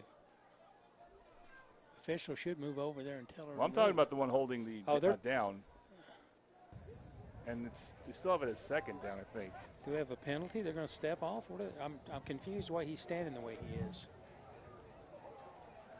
You know, I seem to remember we do have this issue from time to time, beginning of the season with the refs, where they seem confused. And I'm an official, and I understand that sometimes, and it's a penalty against them. Well, the ref was motioning towards a penalty on El Reno, and El Reno's backing up, but the chain gain is moving. They shouldn't have moved at all. Did you hear that? It was a personal foul on them, right? Yeah, it had to be. So the chain gain needs to go. They were going the wrong direction. Hold them up. Hold them up. Where's the white hat? Stop them.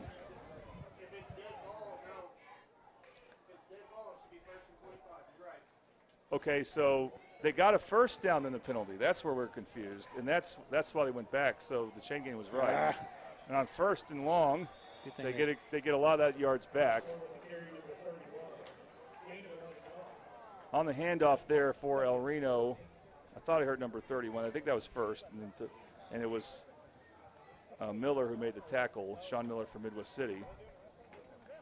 Okay, so it went from first, I believe, 25 to second, about 15. And El Reno's been able to effectively run the ball their last couple of plays. They're going to look to pass here. Under pressure. Can they bring him down? Yes. They do. Let's get that in AAA screen printing replay. 12. So the Bombers, that's Adrian Ford. Another freshman. freshman. Adrian Ford, that's too small, or too big of a guy. Oh. Well, he was in on it. I saw him getting up from the pile. But that's going to bring up third. They didn't lose a lot of yards, but obviously it's a loss of downs. So we're looking at third and about 16.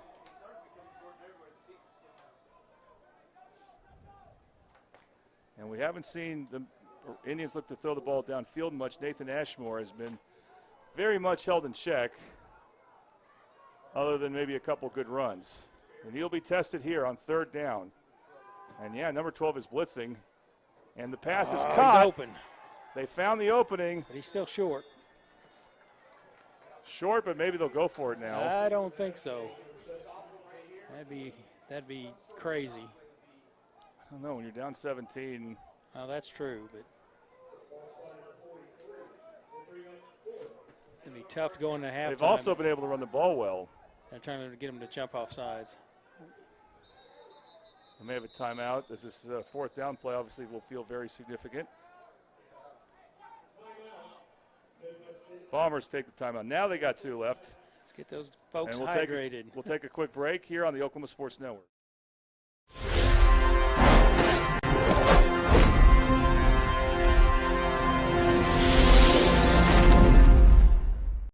Just Burgers at 7821 Northeast 23rd Street in the Spencer, Midwest City area is Flatfoot Good, offering the best hamburgers around, all cooked on a seasoned flat-top grill with buns buttered, beef perfected, and toppings so fresh they snap, all with their flavorful seasonings and secret sauce. Oklahoma City, you have 2 choices to get it right, Northeast or Northwest 23rd Street. Just get here, because good isn't good enough. They serve unforgettable. 2 Oklahoma City locations to serve you. Just Burgers.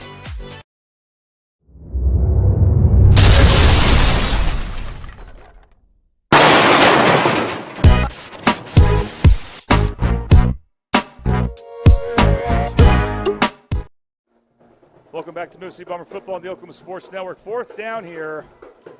El Reno, if they can stay in this game, if they get this first down. If they don't, then the Bombers can really take charge. Ashmore with a player on both sides. Tried to get the Bombers off sides.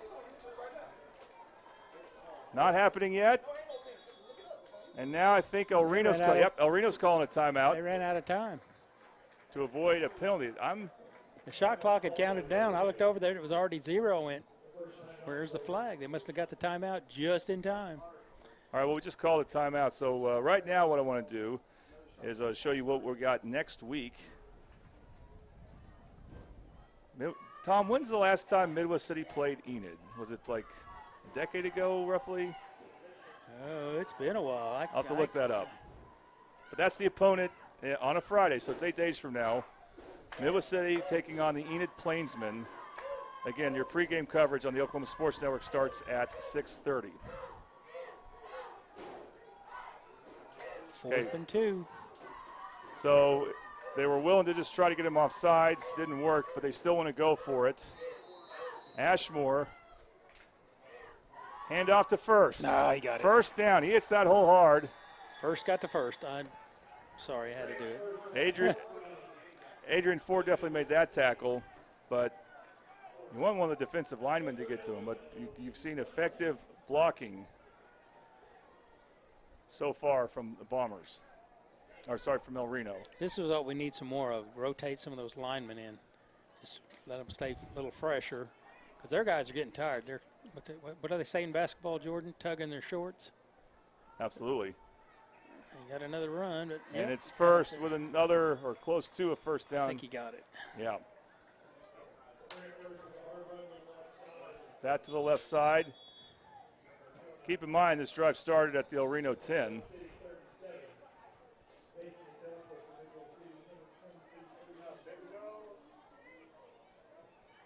And I think we have another timeout. 8:19 to go. All right, we'll take another break. You're watching Midwest City Bomber football on the Oklahoma Sports Network.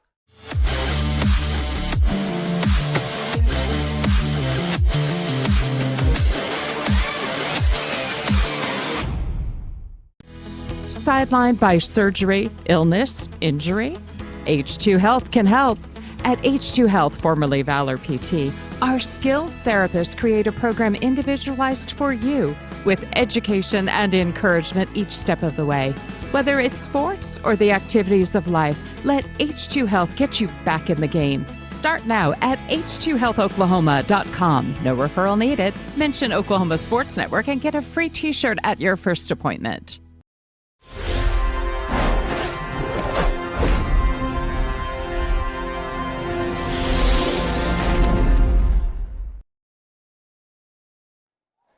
Welcome back to Midwest City Bomber football on the Oklahoma Sports Network. This has been a bit of a time-consuming drive as we've had 3 timeouts called, 2 by Midwest City. It is a must for El Reno, down 23-6. Handoff on the left side, and they continue to get good blocking all the way, and another first down run, as the previous play was a 9-yard run. And we have a holding on El Reno, though. That can be the saving grace for Midwest City, is well-timed holding only on the Indians could give the Bomber defense the advantage it needs, but they gotta step up multiple plays.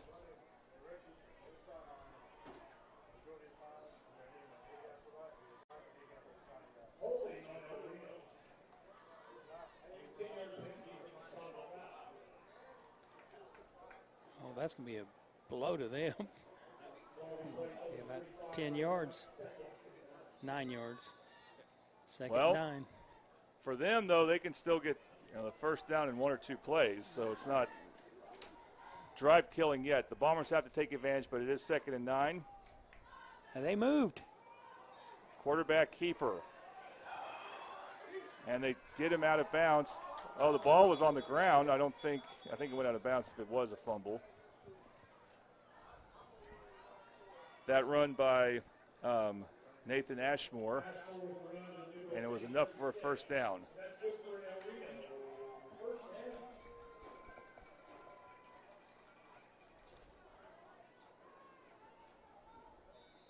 So again, the long drive continues, but the Indians are not even at the red zone yet. They've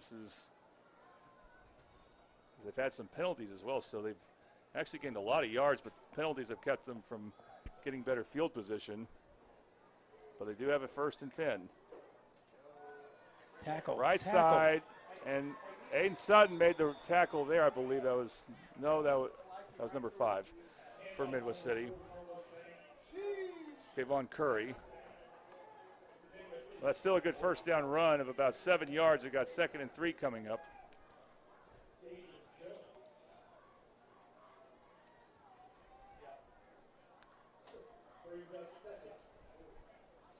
Adrian Jones may have been on that tackle. Let's go, guys. Right here.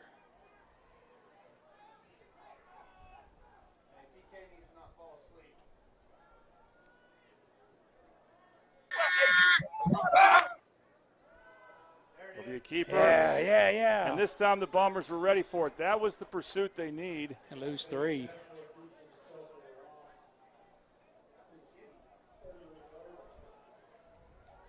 Keep on the tackle from Midwest City. rotating. Let's keep doing that. Keep them fresh. I believe that was Kenyon Baker. So I'll make it 3rd down. No doubt El Reno's in 2-down territory here. Day came out, but he was sure looking good in there, that play. They were not moving him. So 2 in the backfield. Nathan, the quarterback. Pressure. Fires, and he has to throw it away before he gets out of bounds. He was under a lot of pressure. He got hammered. Who is that, number 20? Yeah, number 20.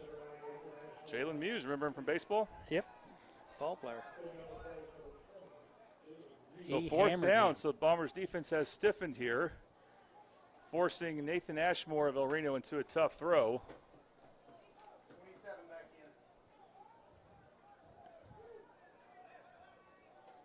The ball will be will be on the 31-yard line. And they need to get to about the 25, so call it 4th and 6. Right there. Hand off. Can they get to him before he gets the first down? He got too much progress, and he kept going. They could not get him down. Grant First continues to be a major factor in this game. And they convert on 4th, and it was 4th and 6, Tom, and they just ran it right up the middle. Yep.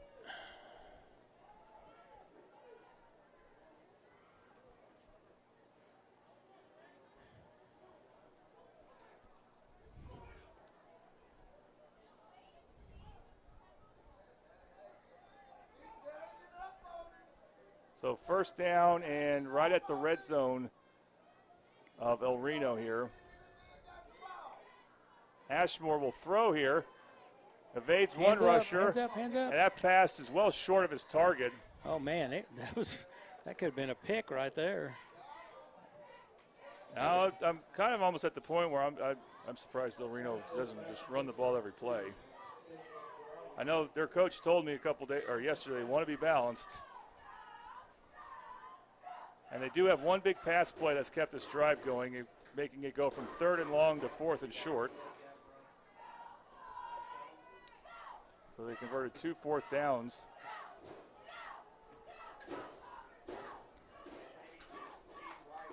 Second and 10, it's First. And again, they can't stop him as he gets a 1st down inside the 10.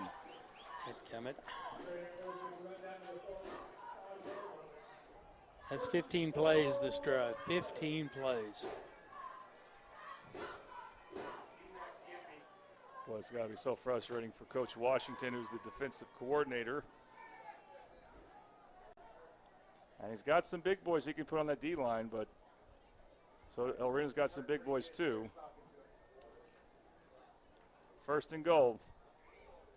And this time, a lot of traffic. He didn't get much. As the handoff went to number 4, to Carlos Banks.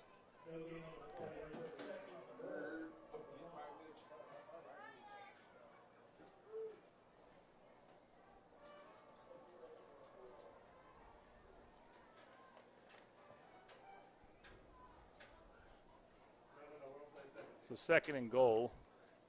Tom, we've seen this for both teams. It can be hard. It can be so hard to run the ball inside the 5. It's been a 7-minute drive for them. And what do we have here? Another timeout. Bombers have used all their timeouts this drive. They've used their last one here. All right, we'll take on the break. You are watching Midwest City Bomber football on the Oklahoma Sports Network.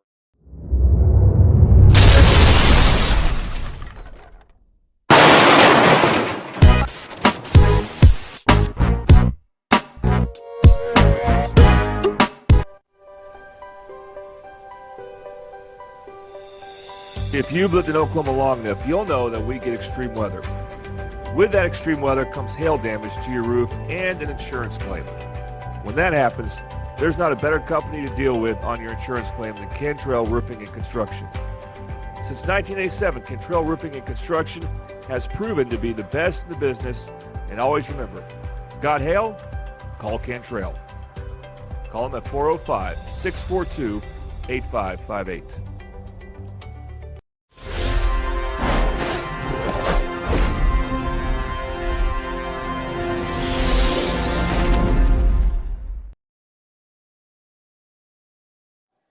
Welcome back to Mississippi Bomber football on the Oklahoma Sports Network. This is the Whataburger first half. Whataburger on 15th Street. I wish I was back there getting a nice ice-cold drink, but happy to be here also as the Bombers looking pretty good for the most part, but Reno has been able to run on them. They're going to try to do so here after Bomber quarterback timeout. Keeper for quarterback will keep touchdown. it, and he will score. Nathan Ashmore scores from about 6 yards out, and it's now 23-12.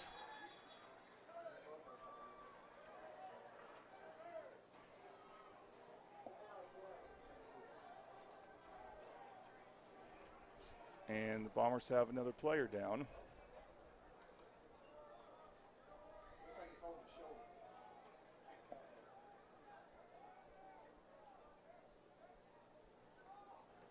Where'd that drive start from? I think the 10. Okay, that's what I wrote down. I said, that can't be right. All right, we're going to take a quick break with the injury timeout. You're watching Mississippi Bomber football on the Oklahoma Sports Network.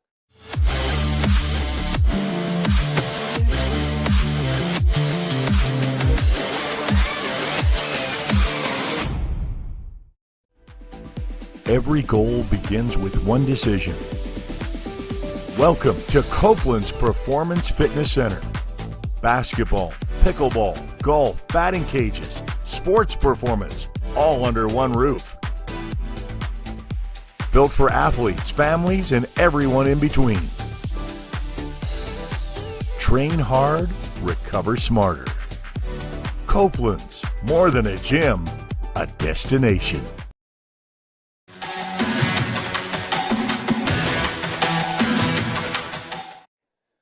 Welcome back to Mississippi Bomber football on the Oklahoma Sports Network. Going for two and converting two is El Reno. First. His first scoring again. He has a touchdown now and a two-point conversion. 23-14 is now the score after a time-consuming drive. Tom, we already took a break, so let's go ahead and have a drive summary update here. Okay. I've got a drive summary sponsored by the Yarn Shop. Life is too short for boring yarn. Inspired by yarn made by you. 1319 Gateway Plaza in Midwest City. That was a 17-play, 90-yard drive, capped off with a Ashmore run and a first two-point conversion. Bombers now lead 23, the Indians 14, with 4:15 left in the second quarter.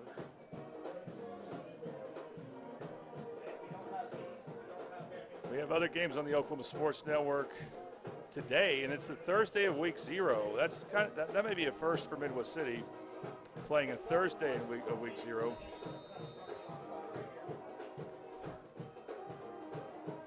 And Another short kick. A lot of games tomorrow. Another short kick. Bombers hope to get a good return. He hammered him. Nice run. He ran nice fast, run. not elusive, but fast. That was Zoe Leverett, I believe. Another freshman. I love it. I love it. He's actually a sophomore. That needs to be updated. Oh, it needs to be updated. Yeah, remember from last year? Anyway, the kickoff there brought to you by Patrick Newby, Farmers Insurance. Scan that QR code right now. Get a free quote. Put us on the 41. That's not very good for the Indians.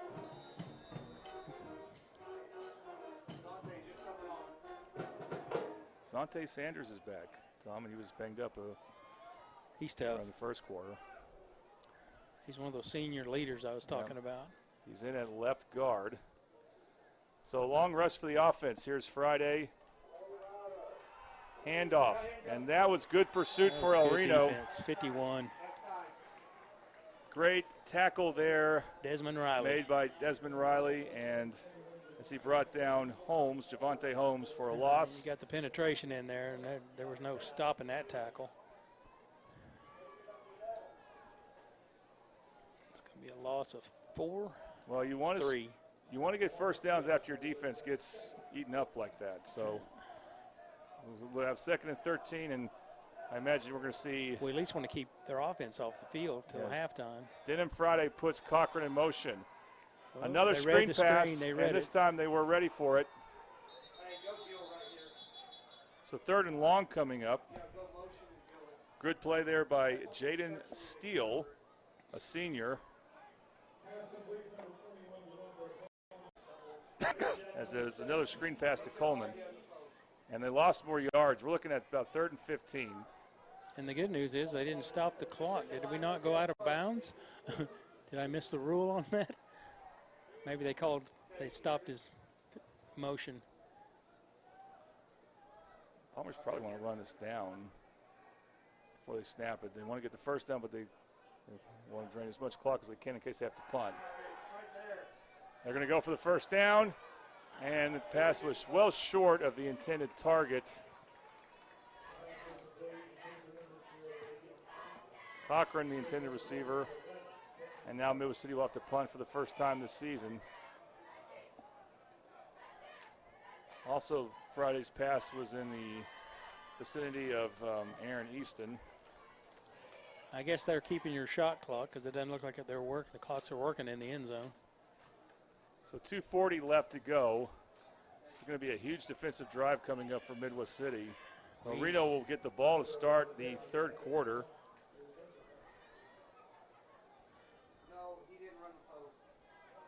Davion Cochran will punt. He's a threat to go for it too, but not with this distance. Nice kick. Instead, he gets off a really good punt. Fair catch. It's fair caught by El Reno at the 28-yard line.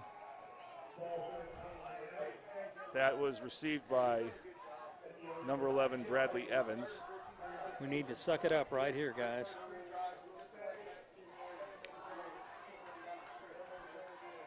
.29-yard line. Does El Reno have enough time to just run, and score? Well, they've had some long runs. That's Yeah. the thing. We got to stop that. They have 2 timeouts. If I got some fresh linemen, I'd be getting them in there just to make this stop right here. Coming up at halftime, of course, you'll see the backside of the El Reno marching band because we're on the visitor side. Not usually when you are on the road, you're still on the home side of the field, but not here at El Reno. Well, El Reno's going to call it timeout. Our band is here.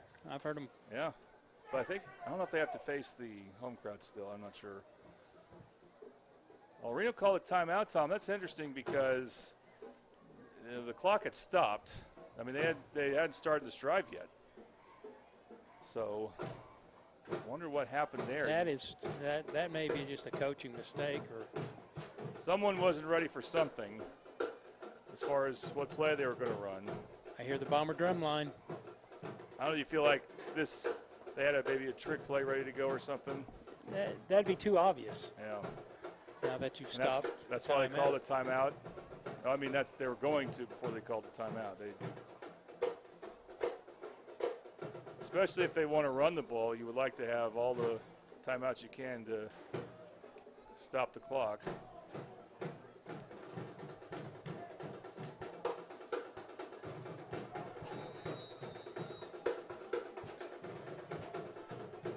Okay, now we'll begin this drive for El Reno, their 4th drive. They will keep it on the ground. Gave it. On the left side, and again, lots of running room. Oh, and he's going to get a big play and get out of bounds for El Reno. That's number 4, DeCarlos Banks. Well, they'll have more than enough time to score if they keep doing that. Yep.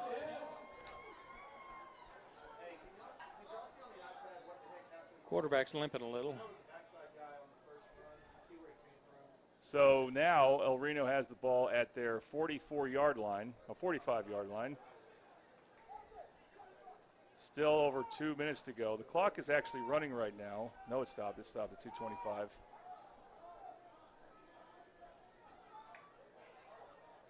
It's first again. And again, you got to make contact with them early, and you have to gang tackle them. It's going to be 2nd and short coming up. And the clock is running now, but because he didn't get a first down, but Still, they're playing at a good pace. 2nd and 3 for El Reno. We're now at 2 minutes to go in the half. The Bombers need to keep the Indians out of the end zone here, with El Reno having the receiving the ball to start the second half. Right there. You got a first down. Going to have a first down. A little bit better on that is the Bomber defense, who has struggled this quarter. That was first again. Tackle made there by Jaden Favors. And we have another Bomber down. Unfortunately, not that you want any El Reno players down, but we've had Bomber players down. Hopefully it's just a cramp. Yeah, that's what he's doing. Being in that toe, you can always tell it's a calf cramp. Had many of those. Those are painful, but you recover from them pretty fast, usually. And they used to give us salt pills, and found out that wasn't really the secret. The secret was drinking more water. What about pickle juice? Pickle juice is good. Just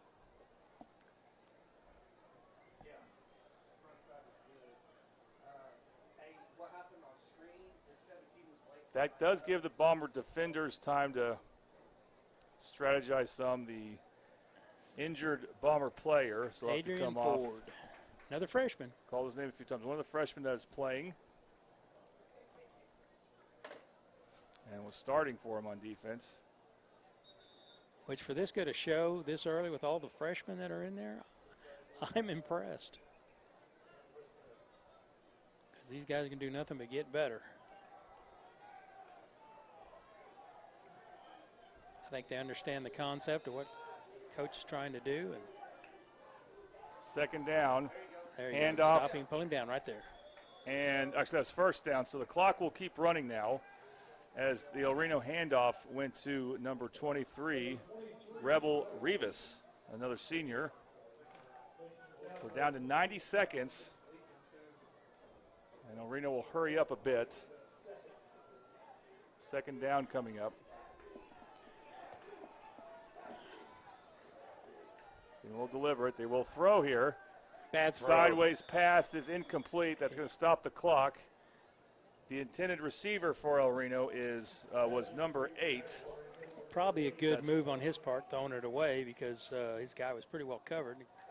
Donovan Masheet, the intended target. So it's going to be third down. 1:14 to go.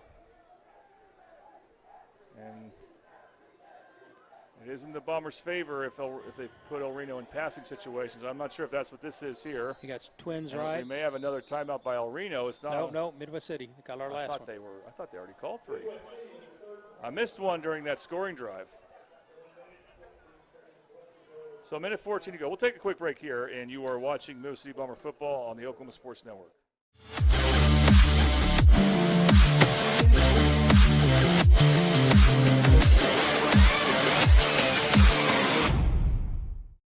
College is more than just going to class. College is a journey. It's meeting new people and making new friendships that will last a lifetime. It's learning from professors who care about you and your success. And finding out it can be really fun and rewarding. It's discovering that thing you want to do for the rest of your life. Cameron University is all about helping you grow and succeed. Because your success is our success.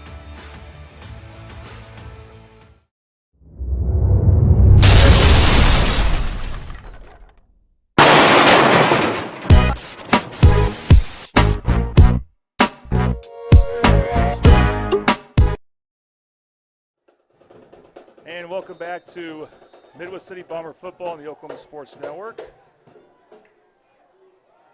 They had twins both sides. They run straight up the gut. Was there a fumble? I think there was a fumble. We'll see. It's El Reno ball still. That clock should be running. Yeah, they didn't get a first down. He's trying to run. It's running now. Hey, but they may have gained a few seconds on clock keeper's indecisiveness.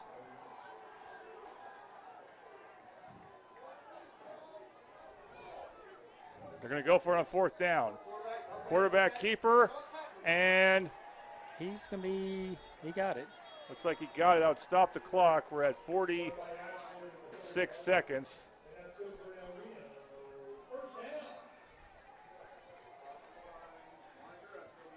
That's a minute 8. It's not. So Bombers just need to find a way to limit their runs, and they can make them pass and at least not allow a touchdown. Handoff.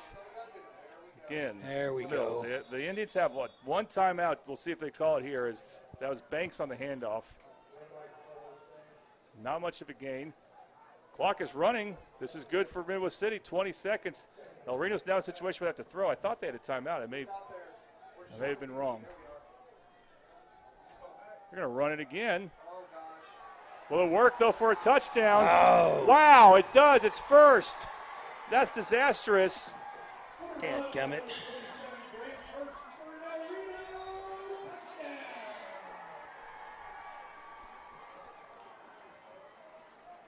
Wow, you thought that the Bombers had him in a good situation, but they decided to keep running it, and they cannot stop first. For El Reno, can the Bombers, and that's a back-breaking touchdown. Bombers will have a lead heading into halftime, but with El Reno receiving the ball to start the second half, doesn't feel like they have a ton of momentum. As Grant first. Let's see if they're going to go for 2. 23-20. Handoff. He didn't get it. Maybe. And the second effort He will did. give him the 2 points. It's a 1-point Bomber lead. Difference is the 1 extra point they made.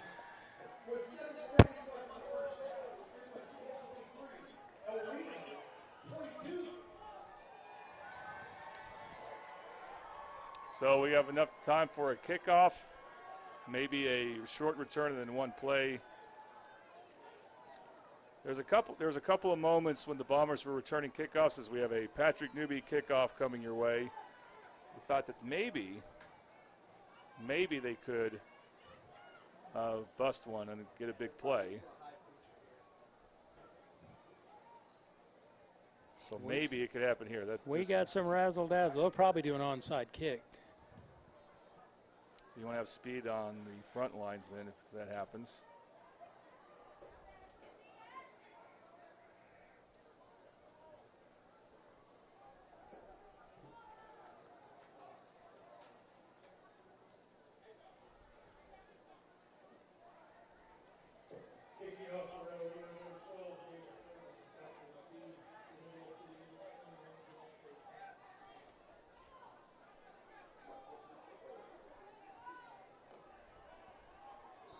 The Bombers will have Holmes back,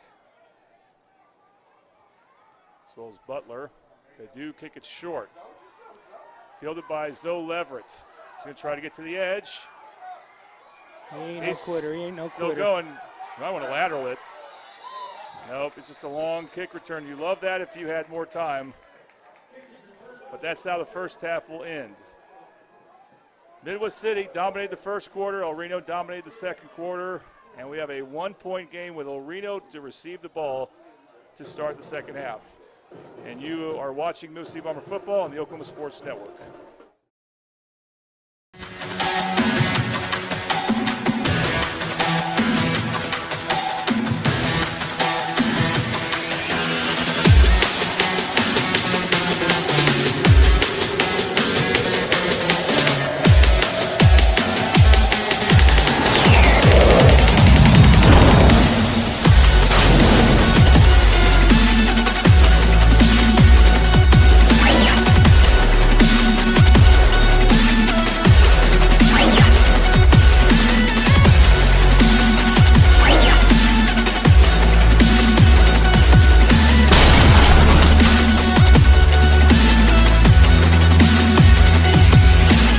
Drive and passion to the next level at SWOSU.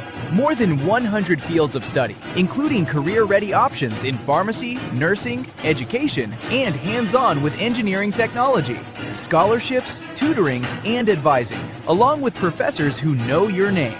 At SWOSU, we have your back. Scan the QR code or visit swosu.edu. Find your program. Find your people. Go Dogs!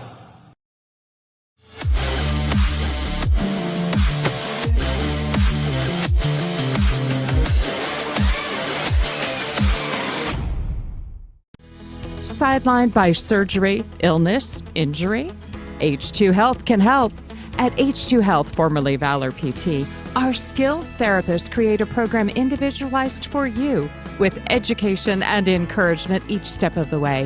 Whether it's sports or the activities of life, let H2 Health get you back in the game. Start now at h2healthoklahoma.com. No referral needed. Mention Oklahoma Sports Network and get a free t-shirt at your first appointment.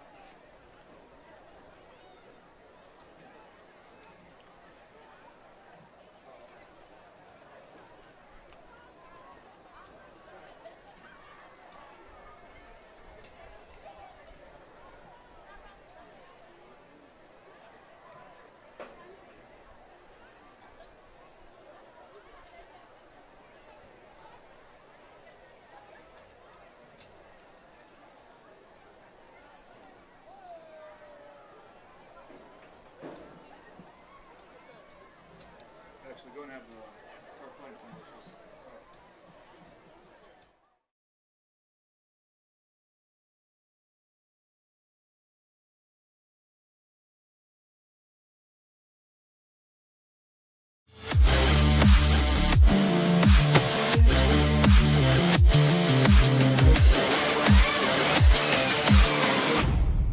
Just Burgers at 7821 Northeast 23rd Street in the Spencer, Midwest City area is Flatfoot Good.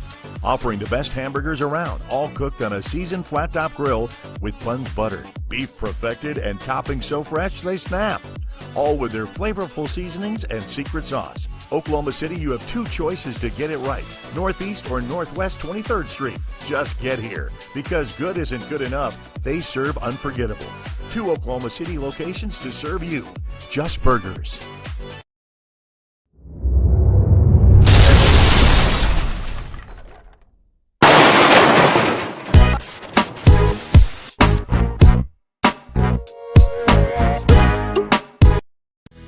Sidelined by surgery, illness, injury?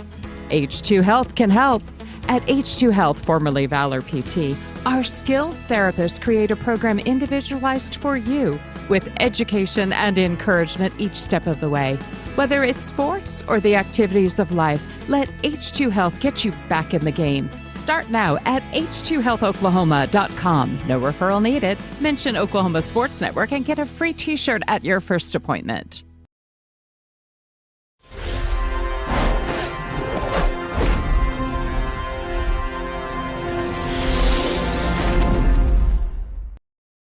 Silsby Media, your premier stop for graphics, signage, and more. Offering you the best in vehicle graphics, storefront signage, window tinting, paint protection, film color correction, and auto detail. Everything under one roof. Serving Oklahoma for the last 15 years. Stop by or give them a call and see the difference. Silsby Media, 405-733-9727.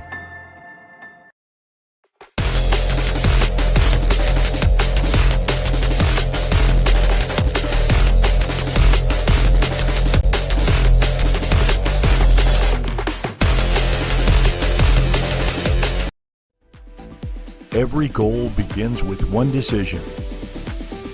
Welcome to Copeland's Performance Fitness Center. Basketball, pickleball, golf, batting cages, sports performance, all under one roof. Built for athletes, families, and everyone in between. Train hard, recover smarter. Copeland's, more than a gym, a destination.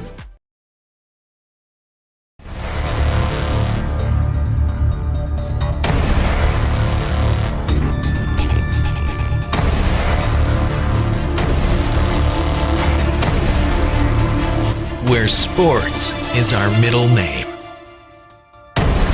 We are the Oklahoma Sports Network. At Tommy's Express Car Wash, we know how to love your ride.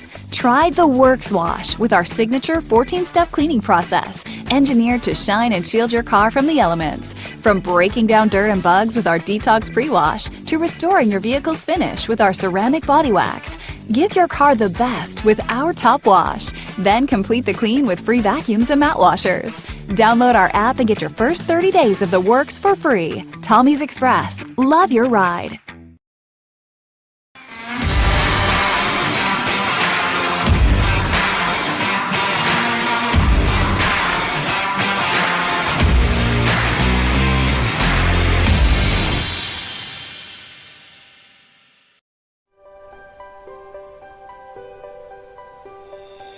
If you've lived in Oklahoma long enough, you'll know that we get extreme weather.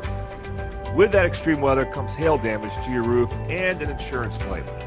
When that happens, there's not a better company to deal with on your insurance claim than Cantrell Roofing and Construction. Since 1987, Cantrell Roofing and Construction has proven to be the best in the business, and always remember, got hail? Call Cantrell. Call them at 405-642-8558.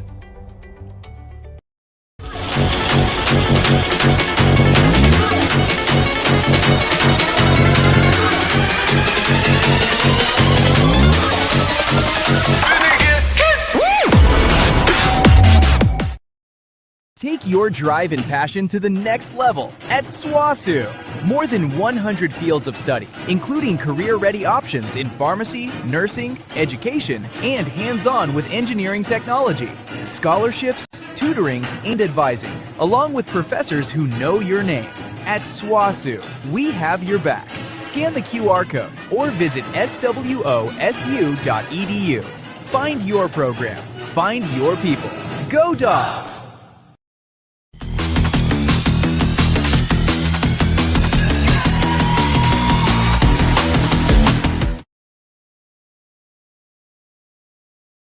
College is more than just going to class. College is a journey. It's meeting new people and making new friendships that will last a lifetime. It's learning from professors who care about you and your success. And finding out it can be really fun and rewarding. It's discovering that thing you want to do for the rest of your life. Cameron University is all about helping you grow and succeed. Because your success is our success.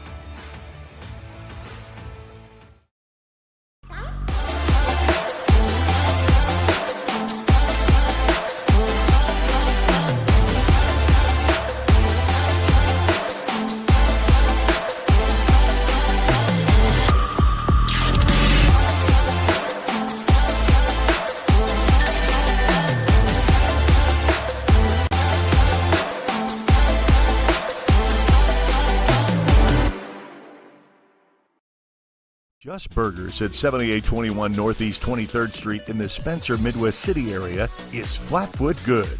Offering the best hamburgers around, all cooked on a seasoned flat-top grill with buns buttered, beef perfected, and toppings so fresh they snap. All with their flavorful seasonings and secret sauce. Oklahoma City, you have two choices to get it right, Northeast or Northwest 23rd Street. Just get here. Because good isn't good enough, they serve unforgettable. 2 Oklahoma City locations to serve you. Just Burgers.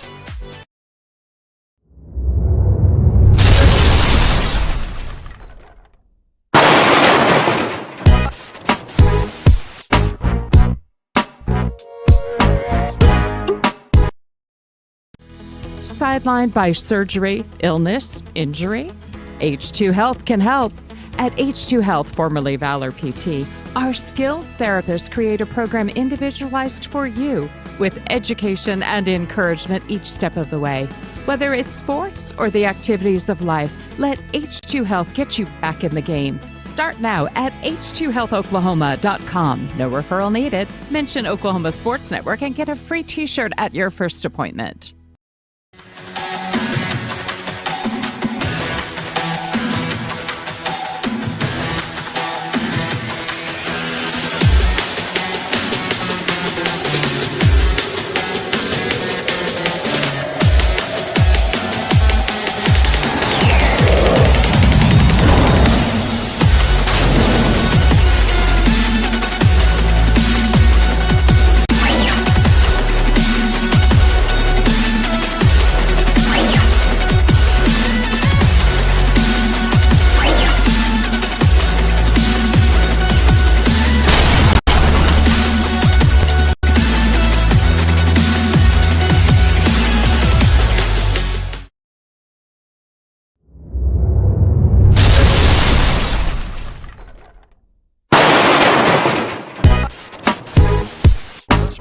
At 7821 Northeast 23rd Street in the Spencer, Midwest City area is Flatfoot Good. Offering the best hamburgers around, all cooked on a seasoned flat-top grill with buns buttered, beef perfected, and toppings so fresh they snap. All with their flavorful seasonings and secret sauce. Oklahoma City, you have two choices to get it right, Northeast or Northwest 23rd Street. Just get here. Because good isn't good enough, they serve unforgettable. 2 Oklahoma City locations to serve you. Just Burgers.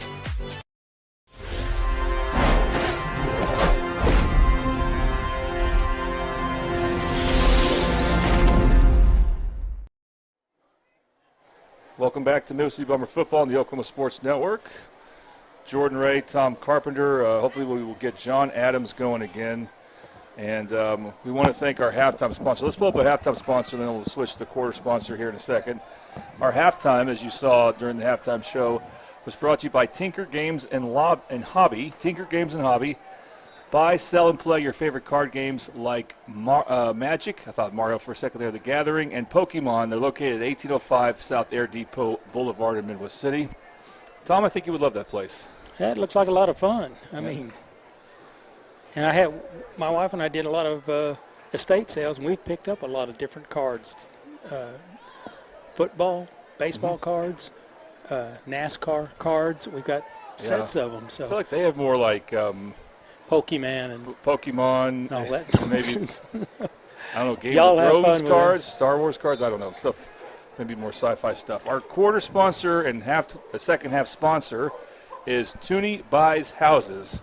They are back as one of our sponsors. Yay! And we are forever grateful. Tooney Buys Houses. We buy and renovate homes. We also lease and or finance homes throughout the state of Oklahoma. Call 405-931-3046. All right, Tom, so we talk about keys to the game. That includes stupid penalties. That was probably in Midwest City's favor. Yeah, I didn't think we had any. Yep. Not really. We might have jumped off sides once or twice, but not like we've done in the past. It was incredible. And Denham Friday, really good. He didn't disappoint. But it's all going to come down to that run defense. And the line. We've got to get our line on both sides.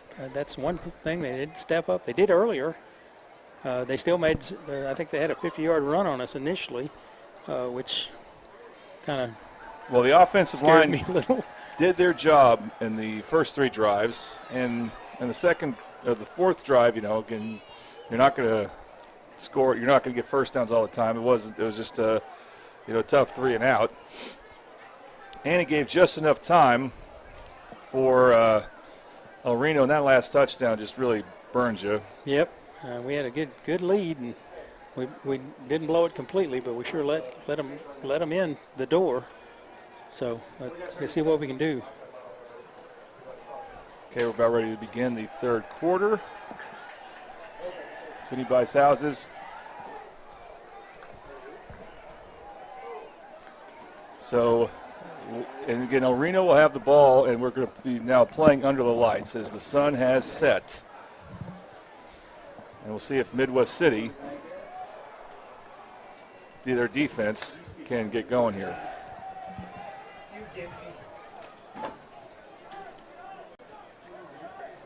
Kevin. Kevin.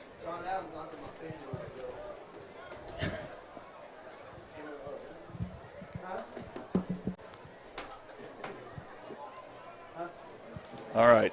Get ready to begin the third quarter.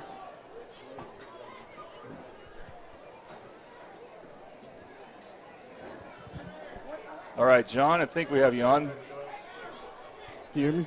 Yes. Okay, I'm here with Coach Richardson, offensive coordinator. Coach, what have you seen so far from the offense, and what has been working?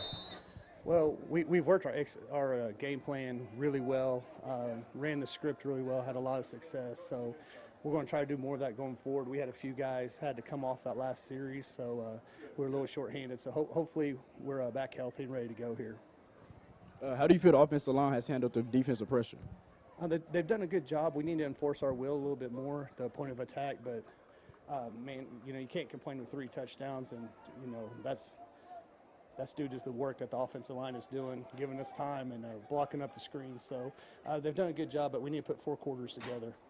How do you feel the quarterback has played? He has thrown 2 touchdowns so far. I mean, I like him. How do you think he played?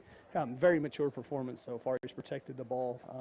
Been on schedule with everything we're doing, and didn't try to do too much. So as long as we protect the ball and put him in good spots, I think he's going to finish this thing up the right way. Thank you, Coach. Thank you. All right. Thank you, Coach Rich and John Adams, with the interview there. We're about to see the second half kickoff, which is brought to you by Patrick Doobie, State Farm, or Farmers Insurance. I keep getting the State Farm and Farmers confused. But it is Patrick Doobie Farmers Insurance, a local family-owned agency since 1978. Scan that QR code for a free quote.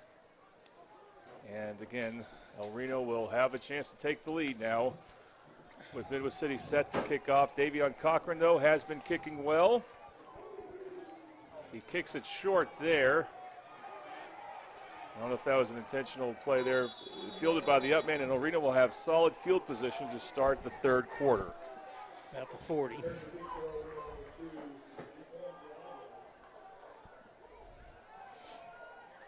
And the Indians are going the same direction they were in the second quarter when they had 2 touchdown drives where they just ran right at the Bombers. And so, John, at some point, you can let us know about any injuries like to Kenyon Brown.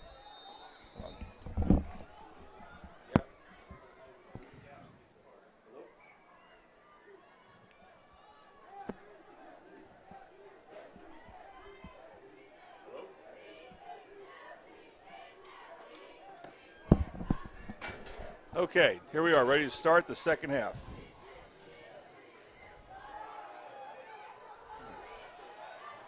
It's number 4. And we've been seeing more and more of him as he ran to the right side. That's to Carlos Banks. It's too many yards on first down. It's about 6. They're calling it 5, but it's a long 5.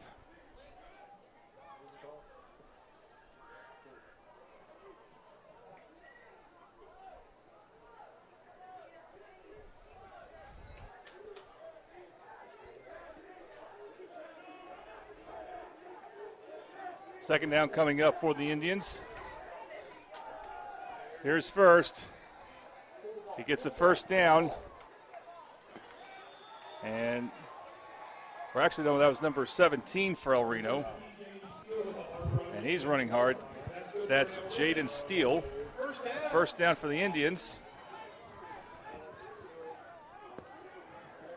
As they get the ball close to midfield, almost right at the 50. And it pretty much is right at the 50.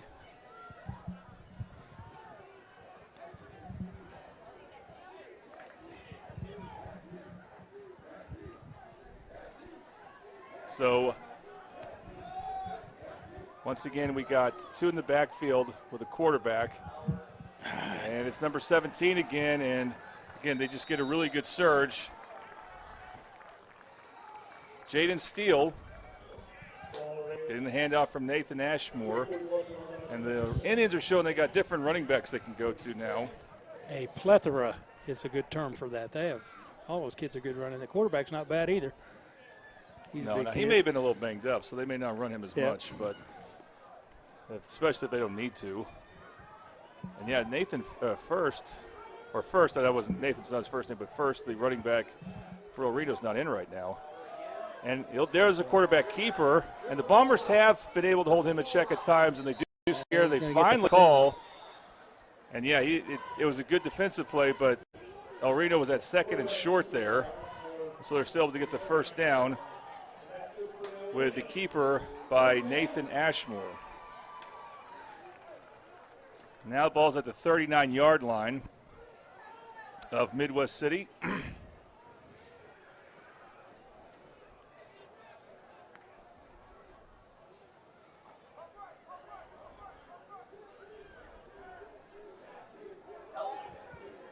Bombers hoping for some type of mistake.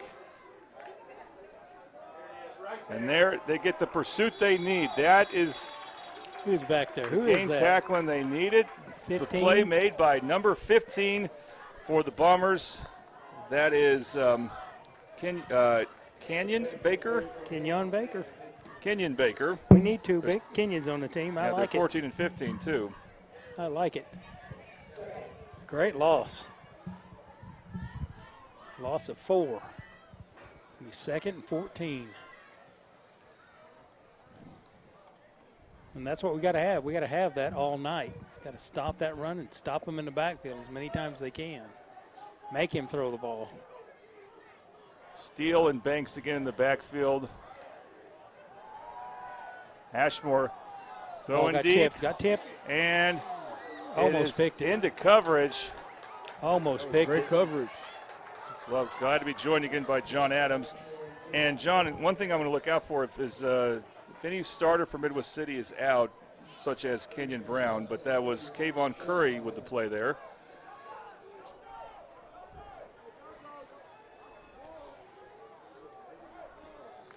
And, John, I don't know if you could tell, were the Midwest City coaches kind of frustrated with the players with some of those run defensive plays?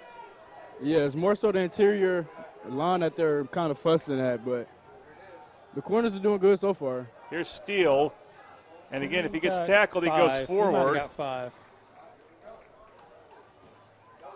So on 3rd and long, they still were willing to run the ball when they had to, and they got enough yards where, I mean, on 4th down, they're definitely going to go for it, and they may just run it again. 4th and 6, you wouldn't think so, but they've been able to run the ball in throwing situations, including at the end of the first half. Hold the line, defense. Don't jump off sides. Yeah, and they are trying. They did it. There's our dumb mistake. Golly. And that was Jaden Favors.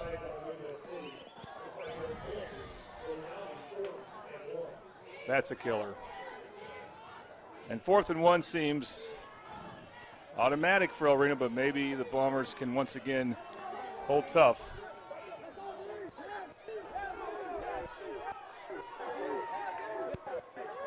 Hand off to Steele, and he has a first down. Ball! I think the Bombers got it. I think the Bombers got it. I think we got it. What's the refs going to say? Bomber football! Bomber football! It is Midwest City football. You bet! You could not ask for a better time for a turnover. And that, hey, that takes Favors off the hook. He's got to feel some relief. He's still going to get chewed out at some point, but he didn't cost him a touchdown there. Been there, done that. I didn't see who caused the fumble, but that was Steele, who's been getting more and more carries this half. He may not get many carries after that. I don't know why they did not have first in the game this drive, Tom. It's very interesting. Maybe he might have got banged up a little. We just don't know. He didn't look banged up. He looked like he was doing the banging. Ran first. Yeah, he's actually over there on the bike. He's on the bike. Wow, So I think he's banged up a little bit. Maybe he's cramping. That's one of the reasons we like to have a sideline reporter for that type of observation on the bike. And yeah, that's a good theory, Tom. I mean, this is a tough part of the year for most players, and because it seems like he is good at ball security, among other things. Now the Bombers, can they take advantage of this turnover? Their last offensive series was a 3-and-out, but before that they were outstanding. And, I mean, they kind of – one of the things that happened in that last series for Midwest City, Tom, is that El Reno finally sniffed out that screen that they've been running. Yep. So we'll see what type of counter they have. There's a bit of a delay now. I promise this is not a TV timeout. Question about something. Oh, they're calling a penalty against Midwest City. 12 men on the field. Okay. They are. It is on Midwest City. That's John just told me on the field, John. I would think that would, to go that far back, that had to be a personal foul.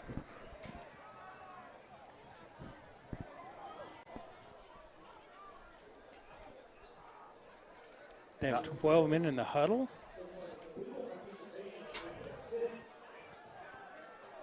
They call it illegal participation, not substitution. That means we played with 12 guys on the field.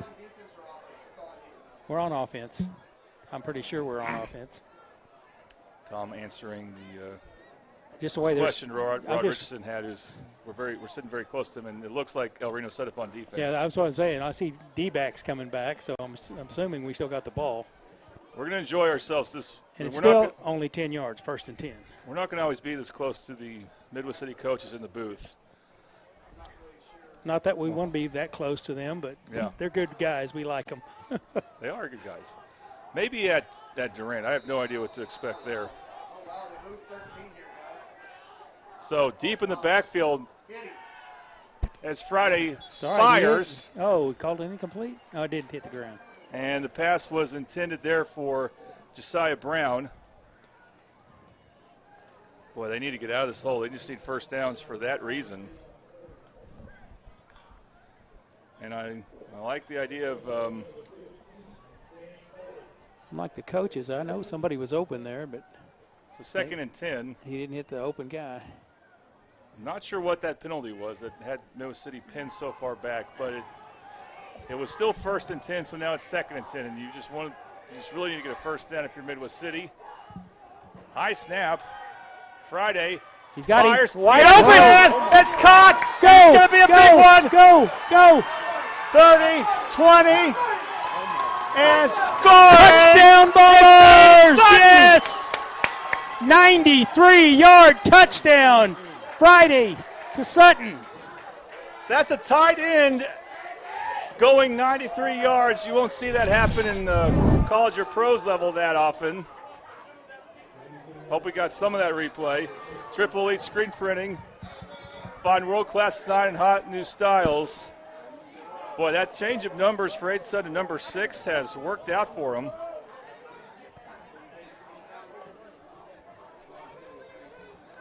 An extra point for Midwest City would make it at 8 points, meaning the lead, which means Reno could tie with a touchdown and 2. I still like that they're kicking the extra point, especially since Davion Cochran is pretty good at it. Your score is now Midwest City 30, El Reno 22. What a response by the Bombers. And we will be back with more Midwest City Bomber football on the Oklahoma Sports Network.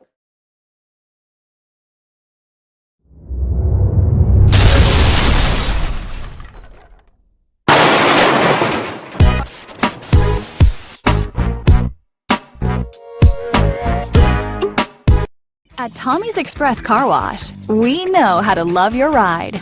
Try the Works Wash with our signature 14-step cleaning process, engineered to shine and shield your car from the elements. From breaking down dirt and bugs with our Detox Pre-Wash to restoring your vehicle's finish with our ceramic body wax. Give your car the best with our Top Wash. Then complete the clean with free vacuums and mat washers. Download our app and get your first 30 days of the Works for free. Tommy's Express. Love your ride.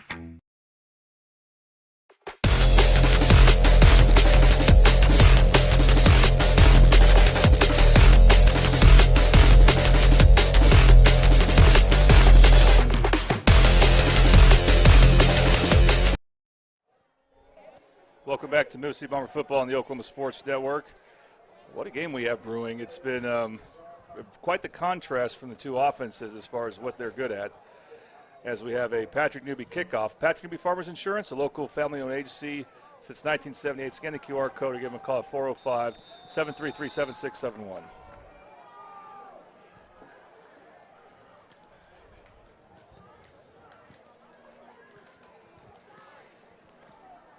As that Midwest City had the ball deep in their own territory, but that was a big fumble recovery. Oh, man.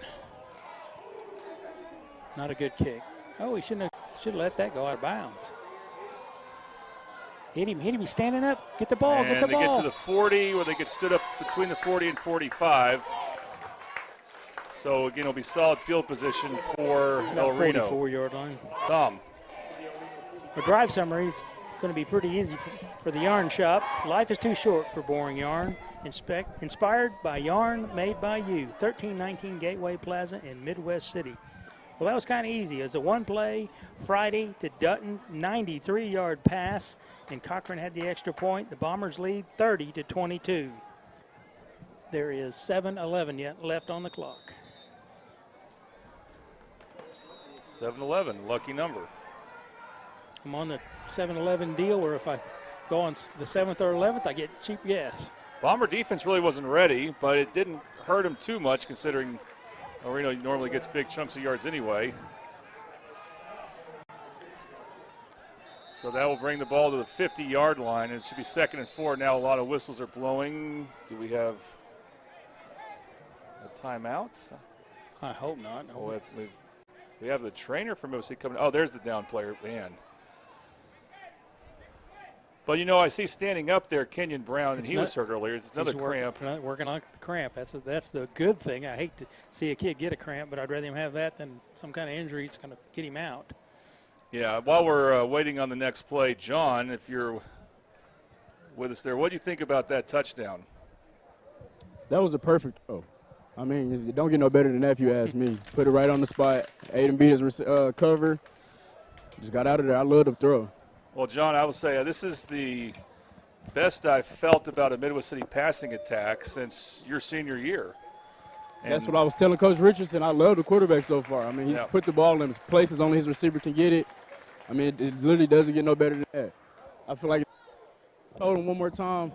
City should have this game.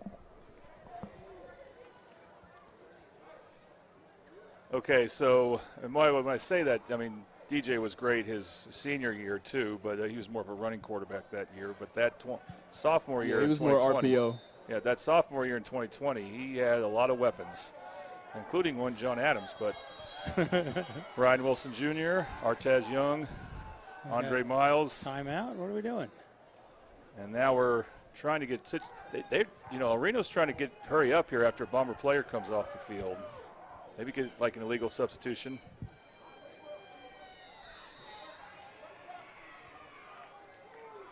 Handoff. Oh. And right up the gut, another big play for El Reno. This time, they've had like 4 different running backs they've used. This one is Rebel Rivas. He was not in the first drive, but again, Steele was the running back who fumbled, so he's still out there. The linemen are making the blocks. That's the thing. The Indian linemen are really making the blocks out there. I think I could run through that hole. Now it's Rivas who's the one running back. And they go back to number 17, and the Bombers. Don't tackle him around the head. Somebody else is down. Another Bomber player. Is that Dadrian Jones? I hope not. Yep, it's Day-Day. Now he's straightening his leg. I'm hoping he's cramping too. Yeah, same hope. Well, you will not have too many days like this